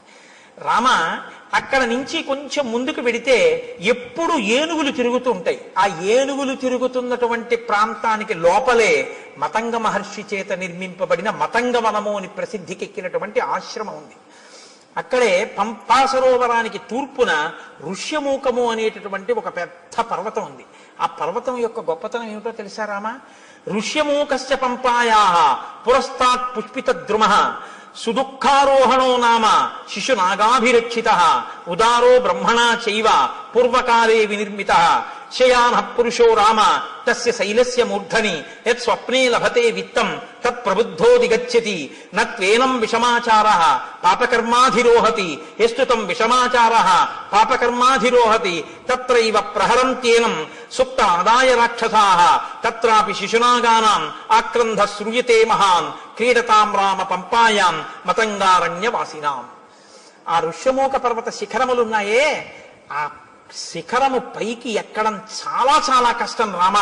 అందుకే ఆ శిఖరానికి పేరు ఏమని పిలుస్తారో తెలుసా? దాన్ని సుదుఃఖారోహణ శిఖరము అని పిలుస్తారు. ఎక్కడం చాలా కష్టం కాబట్టి ఆ శిఖరం మీదకి ఎవరూ ఎక్కలేరు. దాని చుట్టూ ఎప్పుడు గొన్నేనుగులు తిరుగుతుంటాయి, శిశునాగములు. కాబట్టి ఆ గొన్నేనుగులు గుంపులు గుంపులుగా తిరుగుతుంటాయి. పంపా సరోవరంలో నీళ్లు తాడి ఆడుకుంటుంటాయి. ఎవరైనా శిఖరం పైకెక్కి రాత్రి నిద్రపోయినప్పుడు వాళ్ళ కల్లో ఏం కనపడుతుందో అది వాళ్ళకి దొరుకుతుంది తెల్లవారేటప్పటికి. పాపాచారం కలిగిన వాళ్ళు ఋష్యమూక పర్వతం మీదకి ఎక్కి ఉండలేరు. ఒకవేళ ఉన్నా వాళ్ళకి నిద్ర పట్టగానే రాక్షసులు వచ్చి చంపేస్తారు. కాబట్టి ఏమర్థం అవుతోంది? ఋష్యమూక పర్వతం మీదున్న సుగ్రీవుడు నలుగురు వానరులు పాపాచారము కలిగిన వారు కారు. వారు పాపాచారులు అని వాలి తరిమేశాడు తప్ప వాళ్ళు నిజమునకు పాపాచారులు కారు. అటువంటి వారైతే రామా నిన్ను వాళ్ళతో సంధి చేసుకోమని చెప్పడం, ఇది దాని అర్థం. కాబట్టి యత్ స్వప్నే లభతే విత్తం తత్వబుద్ధోది గచ్చతి. రాత్రి కల్లో ఏం కనపడిందో అది తెల్లవారేటప్పటికీ ఆ కొండ మీద దొరుకుతుంది. కాబట్టి రామ ఆ పర్వత శిఖరం మీదకి వెడితే అక్కడ ఒక గొప్ప గుహ ఒకటి ఉంది. రామతస్యతు శైలస్య మహతీ శోభతే గుహ శిలాపిధానా కాకుత్స దుఃఖం చాస్యాహ ప్రవేశనం. ఆ గుహకి ఒక పెద్ద శిల అడ్డు పెట్టుంటుంది. దానిలోనే సుగ్రీవుడు నలుగురు వానరులతో ఉంటాడు. ఆ గుహలోకి ప్రవేశించడం చాలా కష్టం. తస్యా వసంతి సుగ్రీవ చతుర్భి సహవానరై కదాచిత్ శిఖరే తస్య పర్వతస్యావతిష్టతే. రామ ఆ శిశునాగములు, ఆ గొన్నేనుగులున్నాయే అవి పంపా సరోవరంలోకి వచ్చి నీళ్లు తాగి పైకి చిమ్మి ఆడుకుని పెద్దగా అరుస్తుంటాయి. అవి అలా అరిచినప్పుడు వాటి యొక్క ఘీంకారములు ఆ పర్వత శిఖరం మీదకి వినపడుతుంటాయి. అప్పుడప్పుడు సుగ్రీవుడు గుహలోంచి బయటకు వచ్చి నలుగురు వానరులతో కలిసి ఆ శిఖరం మీద కూర్చుని చూస్తూ ఉంటాడు. ఇవన్నీ అక్కడే ఉన్నాడు. నిజంగా లైవ్ టెలికాస్ట్ ఇస్తారండి. మనం చదువుతుంటే అబ్బా మనం ఒక్కసారి ఆ ఋష్యమూక పర్వతం, ఆ పంపా నది, ఇంకా ఎన్ని చెప్పారో తెలుసా అండి. రామ గుంపులుగా అడవి పందులు వస్తాయి. అడవి పందులు పంపా సరోవరంలో నీళ్లు తాగి పర్వత గుహల్లో ఆడుకుంటూ వెళ్ళి పడుకుంటాయి. పడుకుని పెద్ద పెద్ద రంకెలు వేస్తాయి. ఆ రంకెలు ఎలా ఉంటాయో తెలుసా? ఆబోతు రంకెల్లా ఉంటాయి. అక్కడ గొన్నేనుగులు ఏమి ఆటలాడుతుంటాయో రామ, ఆ పర్వత శిఖరం చుట్టూ అవి తిరుగుతుంటాయి. వాటిని దాటి శిఖరం ఎక్కవలసి ఉంటుంది. ఇవన్నీ చెప్పి రామ తొందరగా బయలుదేరి సుగ్రీవుడితో స్నేహం చేసుకో. చాలా సంతోషం అన్నారు. మీరు ఆజ్ఞనిస్తే నేను బయలుదేరుతానన్నాడు. ఆయన వెళ్ళిపోయాడు. రామలక్ష్మణులు ఇద్దరూ బయలుదేరి శబరి ఉన్నటువంటి ఆ మతంగ మహర్షి యొక్క ఆశ్రమాన్ని చేరుకున్నారు. శబరి వెంటనే స్వాగతం చెప్పింది. స్వాగతం చెప్పి అంది, తౌచు దృష్ట్వా తదా సిద్ధ సముద్ధాయ కృతాంజలి రామస్య పాదౌ జగ్రాహ లక్ష్మణస్య చ ధీమతః పాద్యమాచమనీయం చ సర్వం ప్రాణాద్యధానిధి. ఆవిడ వెంటనే రామలక్ష్మణులు ఇద్దరి పాదములు పట్టుకుని అర్ఘ్యపాద్యములిచ్చి కూర్చోపెట్టి, నాయనా రామ, నీ దర్శనం కోసమే నేను ఎదురు చూస్తున్నాను అని. అంటే రాముడు ఆవిడ్ని ప్రశ్నించాడు. ఇదే నేను మీతో అన్నది. రాముడు ఎవరితో ఎక్కడ ఎలా మాట్లాడతాడో మీకు అలవాటైతే ఎక్కడ ఎలా మాట్లాడాలో మీకు వచ్చేస్తుంది కొన్నాళ్ళకి. తాపసితో మాట్లాడుతున్నాడు కాబట్టి ఆయన ఎలా మాట్లాడతాడో చూడండి. తమువాచ తతో రామః శ్రమణీం సంసిత వ్రతాం కచ్చిత్తే నిర్జితాః విఘ్నాః కచ్చిత్తే వర్ధతే తపః కచ్చిత్తే నిహిత క్రోధాహారస్య తపోధనే కచ్చిత్తే నియమాః ప్రాప్తాః కచ్చిత్తే మనసః సుఖం కచ్చిత్తే గురు శుశ్రూషా సఫలా చారుభాషిణి. ఓ శబరి, నీ తపస్సు విఘ్నం లేకుండా కొనసాగుతోందా? నువ్వు ఆహారమును స్వీకరించేటప్పుడు నియమాన్ని ఉల్లంఘించకుండా ఆహారాన్ని తీసుకోవడంలో ఏ ఇబ్బంది లేకుండా తీసుకుంటున్నావంటే రుచికి లొంగకుండా ఉండగలుగుతున్నావా? కచ్చిత్తే వర్ధతే తపః, తపస్సు రోజు రోజుకి పెంచుకోగలుగుతున్నావా? ప్రతిరోజు నియమాలు పాటిస్తున్నావా? నీ మనసు సుఖంగా ఉంటోందా? నీ గురు శుశ్రూష బాగా జరిగిందా? నాకు వాటి గురించి చెప్పు. ఎవరిని ఏవడగాలో అవి అడగాలి. అడిగితే ఆవిడ చాలా సంతోషించింది. అద్య ప్రాప్తా తపస్సిద్ధి తవ సందర్శనాన్మయ అద్య మే సఫలం తప్తం గురువస్య సుపూజితాః అద్య మే సఫలం జన్మ స్వర్గస్యైవ భవిష్యతి త్వయి దేవ వరే రామ పూజితే పురుషర్షభ చక్షుషా తవ సౌమ్యేన పూతాస్మి రఘునందన గమిష్యాం అక్షయాన్ లోకాన్ తత్ప్రసాదాదరిందమా. నాయన, ఎప్పటి నుంచో నీ దర్శనం కోసమే ఎదురు చూస్తున్నాను. నా తపస్సు ఇంతకాలం నిర్విఘ్నంగా సాగింది అని గుర్తేమిటో తెలుసా? నా తపస్సు సిద్ధి పొందింది అనడానికి తార్కాణమే నీ దర్శనం. నీ దర్శనం కోసమే చూస్తున్నాను. నీ దర్శనం కోసమే ఇంతకాలం నుంచి ఎదురు చూస్తూ ఉన్న నాకు ఈ కన్నులతో నిన్ను చూసే భాగ్యం కలిగింది కాబట్టి, నేను ఉన్న ప్రయోజనం పూర్తయిపోయింది కాబట్టి నువ్వు అనుమతించిన తర్వాత ఇంకా నేను ఊర్ధ్వలోకాలకి వెళ్ళిపోతాను. మయాతు వివిధం వన్యం సంచితం పురుషర్షభ తవార్థే పురుషవ్యాఘ్ర పంపాయా స్థిర సంభవం. పంపానదీ తీరమునందు ఉన్నటువంటి అనేకమైన కందమూలములను ఫలములను నువ్వు ఎప్పుడొస్తావో నీకు పెడదామని నేను తీసుకొచ్చి దాచి ఉంచాను. అంటే మీరు ఈ మాటలో ఒక విషయం గుర్తుపెట్టుకోవాలి. శ్రద్ధ అని ఒకటి ఉంటుంది. శ్రద్ధ అంటే ఏమిటో తెలుసా అండి? ఎప్పుడో అప్పుడు రాముడు వస్తాడని తీసుకొచ్చి 2 దానిమ్మ పళ్ళు వచ్చి చూద్దాం, ఇవాళ కూడా ఇన్నాళ్ళు రాలేదు, ఇవాళ వచ్చేసాడు, ఏంటలే పోన్లే, దానిమ్మ పళ్ళు 2-3 రోజులు ఉంటాయి కాబట్టి 2-3 రోజులు రాకపోతే అప్పుడు మళ్ళీ తీసుకొద్దామని పెట్టి కూర్చోవడం కాదు. ద్రాక్ష పళ్ళ గుత్తి నైవేద్యం పెట్టడానికి ద్రాక్ష పళ్ళ గుత్తి నుంచి ద్రాక్ష పళ్ళు విడతీసి కడిగి నైవేద్యం పెట్టడానికి చాలా తేడా ఉందిగా. ఉందా లేదా? మీకు గుత్తిస్తే తింటారా? విడదీసి కడిగి పట్టరా అంటారా? అనరా? ఈశ్వరుడు తినాలంటే గుత్తి ఎలా నైవేద్యం పెడుతున్నావు? నీకు తినాలని కోరుకుంటే పూజలో అంతర్భాగం చక్కగా పళ్ళన్నీ విడదీసి నీళ్లతో కడిగి పళ్ళెంలో చక్కగా అందులో మెత్తబడిపోయిన పళ్ళు తీసేసి మిగిలిన పళ్ళు వెండి పళ్ళెంలో నీ వెండి పళ్ళెం కూడా కాదుగా, ఇచ్చారుగా పెద్ద పళ్ళెం, చక్కగా నైవేద్యం పెట్టమని అందులో చక్కగా విశాలంగా పెట్టి, రామ చక్కగా మెల్లగా అమ్మ, నా తల్లి సీతమ్మ, లక్ష్మణయ్య ఒక్కొక్క పండు తీసుకుని హాయిగా తినండి అని ఆ పళ్ళెం అక్కడ పెట్టి ప్రశాంతంగా నివేదన చెయ్యి. నువ్వు కడిగినందుకు పొంగిపోతాడు ఆయన, అది పూజ. ఓరి ఓరి ఓరి వీడు నేను తినాలని పళ్ళు కడుగుతున్నాడు సీత చూసావా అంటాడు. గుత్తి అక్కడెట్టి నైవేద్యం పెట్టు. ఏమండి చూసారా? అందులో చప్పబడిపోయినవి, మెత్తబడిపోయినవి, కుళ్ళిపోయినవి అన్నీ పెట్టేస్తున్నాడు. ఎదురుగుండా కనపడు గింజలు నేను విప్పి పెడుదును, కానీ తల్లి సీతమ్మ చూస్తోంది. అన్ని ద్రాక్ష పళ్ళు నువ్వే కడిగేసి అరటిపండు తొక్కలు నువ్వే తీసేసి అన్నీ పెట్టేస్తే మా ఆయనకి నేను పెట్టుకోవద్దయ్యా ప్రేమతో, అవి నాకి నేను విప్పి పెట్టుకుంటాను ఎంత బాగున్నాయో అంటోంది.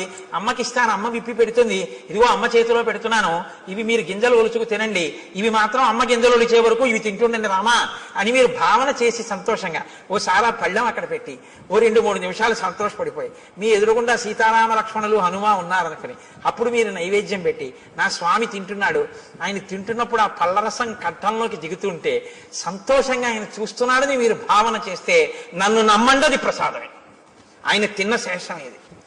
అసలు ఆ భావన లేకపోతే మిమ్మల్ని నైవేద్యం పెట్టమని పంపించిన ఆయన యొక్క ద్రవ్యం వృధా తప్ప ఉపయోగమే ఉండదు.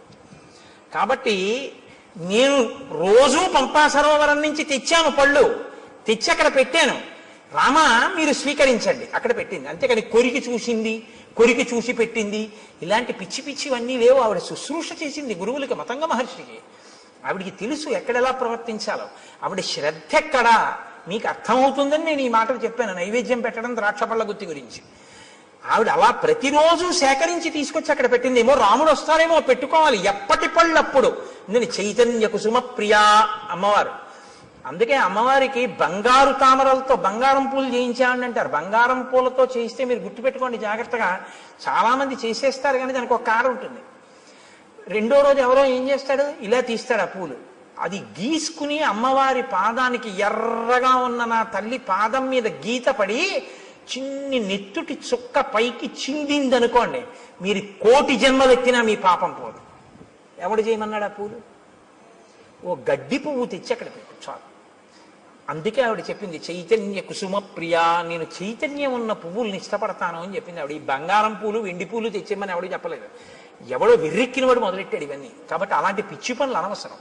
చైతన్య కుసుమాలు ప్రకృతిలో వచ్చాయి, వాటితో చేస్తే చాలు. అందుకే ఏ ఋతు పుష్పములను ఆ ఋతువునందు పూజ చేస్తే ఈశ్వరుడు ప్రీతి చెందుతాడు. అసాధారణమైనవి తెచ్చే ప్రయత్నం చేయకూడదు. అక్కడ నీకు లభ్యమయ్యే వాటితో చేస్తేనే ఈశ్వరుడు సంతోషిస్తాడు ఎప్పుడు. శ్రద్ధ. కాబట్టి శబరి వాటినన్నింటినీ అక్కడ పెట్టింది.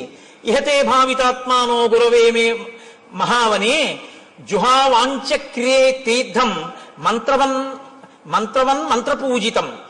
నాయన ఇదిగో మా గురువు గారి యొక్క గొప్పతనం ఏమిటో చూపిస్తాను రా, ఆశ్రమం చూపిస్తానని తీసుకెళ్లి గురవోమే మహావనే, మా గురువు గారు ఈ అరణ్యంలోనే తిరిగారు, ఈ ఆశ్రమంలో. ఆయన ఒకానొకప్పుడు తన మంత్రశక్తితో గంగా నదిని ఆవాహన చేశారు. ఇదిగో ఇక్కడ ఆ తీర్థం ఇప్పటికీ ప్రవహిస్తోంది ఆశ్రమంలో, చూడు. ఇయం ప్రత్యక్షస్థలీవేది ఎత్ర తేమే మనస్కృతాః పుష్పోపహారం కుర్వంతి శ్రమదుద్వేషిభిః కరైః. చాలా బడలిపోయినటువంటి నీరసంతో ఉన్న శరీరంతో ఉపవాసములు చేసి చేసి ఉన్నటువంటి శరీరం కాబట్టి భగవంతుని యందు ధ్యానంలో ఒళ్ళు మరిచిపోయిన వారు కనుక లేచి పుష్పమాల ఇలా ఉనికిపోతున్న చేత్తో స్వామికి సమర్పించారు. ఇక్కడే ఆయన అగ్నికార్యం చేశారు. వాళ్ళు వెళ్ళిపోయి చాలా కాలమైంది. నువ్వు చిత్రకూట పర్వతం మీద ఉన్నప్పుడు వాళ్ళు దివ్య విమానాలు ఎక్కి వెళ్ళిపోయారు. రామ, ఇప్పటికీ వేదులు ఎలా ప్రకాశిస్తుంటాయో చూడు, దిశలన్నీ ప్రకాశిస్తాయి ఈ వేదుల వల్ల. వాళ్ళు చేసినటువంటి అగ్నికార్యం ఇప్పటికీ అంత తేజస్సుతో ఉంది. తేషాం తప ప్రభావేన పశ్యాద్యాపి రఘుత్వః ద్యోతయంతి దిశ సర్వాః శ్రియా వేద్యోతుల ప్రభా అశక్నువద్భిస్తైర్గంతుం ఉపవాస శ్రమాలసైః చింతితేభ్యగతాన్ పశ్య సహితాన్ సప్తసాగరాన్. చింతితేభ్యాగతాన్ పశ్య, ఎంత గొప్ప మాట అండి. ఆయనట అక్కడ కూర్చుని తపస్సు చేసి చేసి చేసి చేసి హోమం చేసి చేసి చేసి చేసి సాయంకాలం సంధ్యావందనం వేళవుతోంది, లేచి వెళ్ళాలి అనుకున్నారట. కానీ అశక్నువద్భిస్తైర్గంతుం, లేచి వెళ్ళడానికి ఓపిక లేదు, ఇంకా నీరసంగా ఉంది శరీరం. ఎలా అనుకుని సప్త సాగరములారా ఇలా రండి స్నానం చేస్తానన్నారట. 7 సముద్రాలు వచ్చి ఇక్కడ ప్రవహించాయి. నా గురువు గారు ఇందులో స్నానం చేశారు రామా, చూడండి ఆవిడ. అంటే ఈ జాతి యందు ఋషుల యొక్క శక్తి ఏమిటో చూస్తున్నారు మహర్షి రామచంద్రమూర్తి. అద్యాపి నామ శుష్యంతి ప్రదేశే రఘునందన. మా గురువు గారు శిష్యులు ఇక్కడే నారచీరలు ఒంటి మీద బట్టతో స్నానం చేయాలి, చేసి ఆ బట్ట పిండి ఆరేశారు. వారి శరీరమునకు తగిలిన కారణం చేత ఆ చీరలు ఆరలేదు. అది వాళ్ళ తపశ్శక్తి.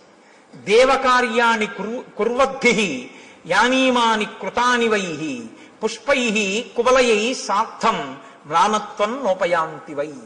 వాళ్ళు చేతులతో ముట్టుకుని ఇక్కడ దేవతలకి పుష్పాలు సమర్పించారు.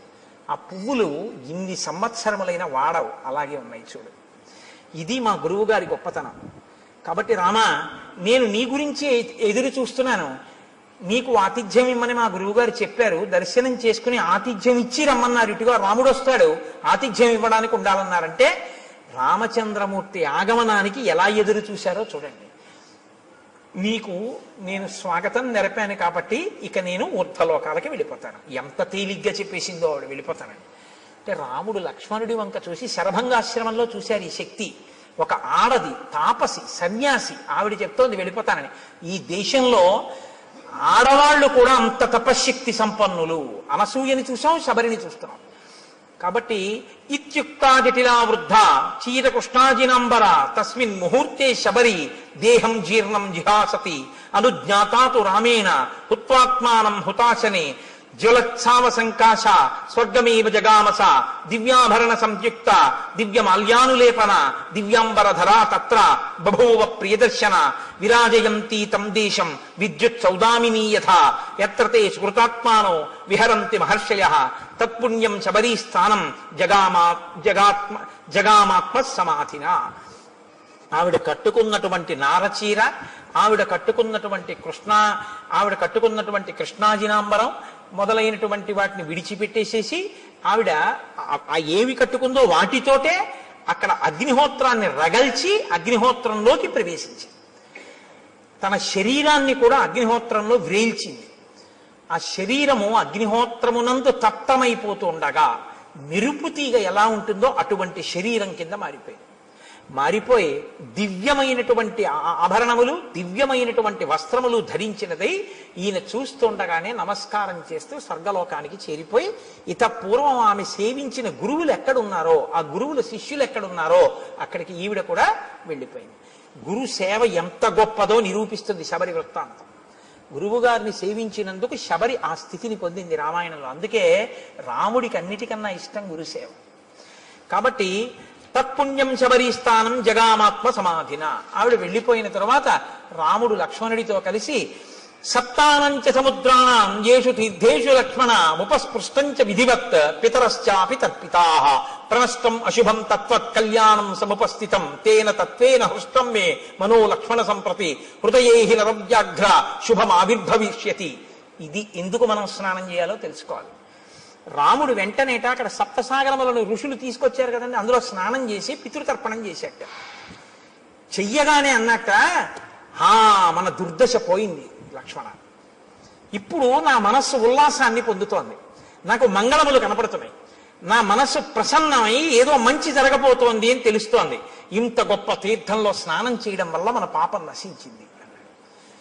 మీరు చెప్తే ఆశ్చర్యపోతారు. ఒకనకొకప్పుడు ఒక ఆయన చాలా ఇబ్బందుల్లో ఉండేవాడు. ఆయన వెళ్ళి స్నానం చేసే స్థితిలో లేడు.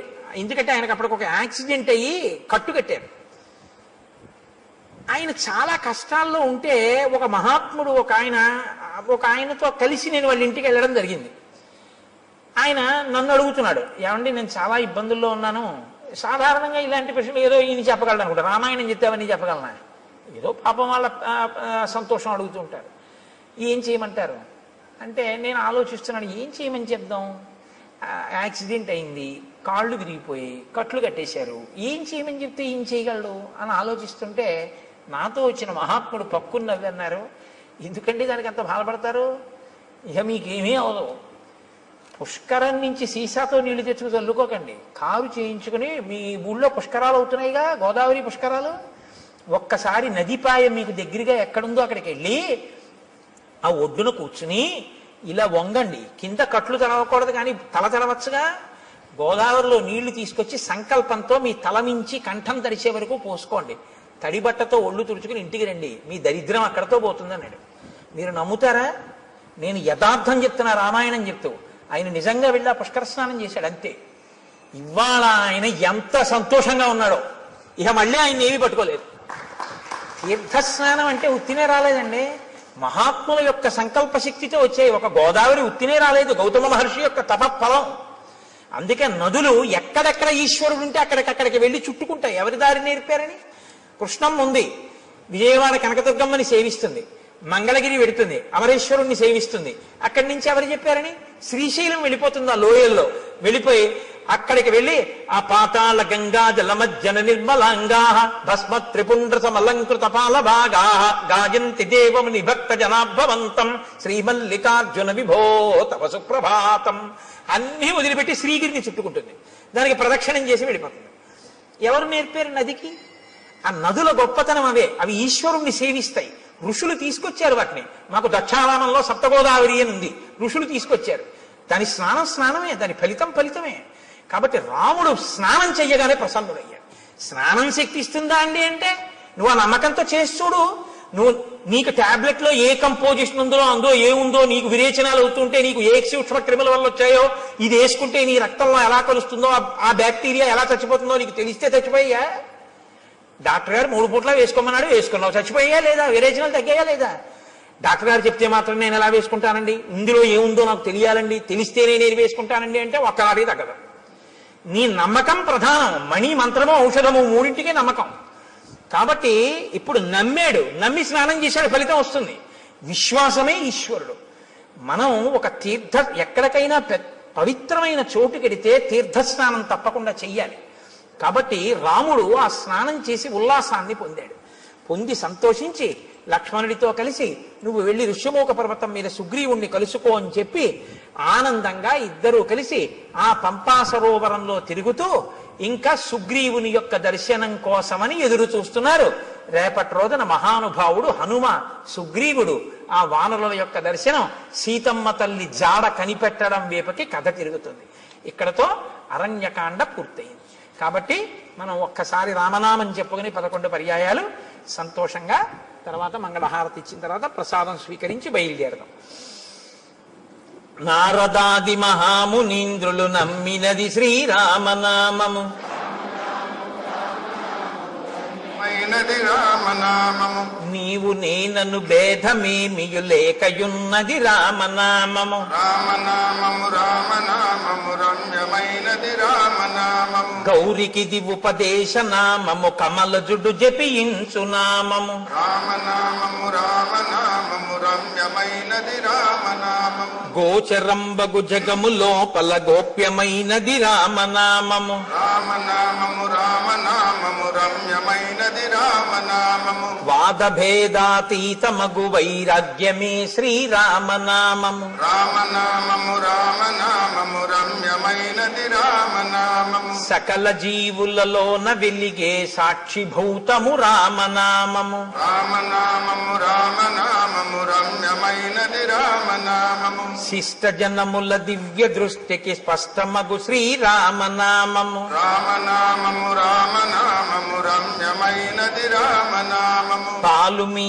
గడ పంచదారల పక్వమే శ్రీరామనామము. రామనామము రామనామము రమ్యమైనది రామనామము. సిద్ధమూర్తులు మాటి మాటికి చేయున్నది శ్రీరామనామము. రామనామము రామనామము జానకీ హృత్కమలమందున అలరుచున్నది రామనామము. రామనామము రమ్యమైనది రామ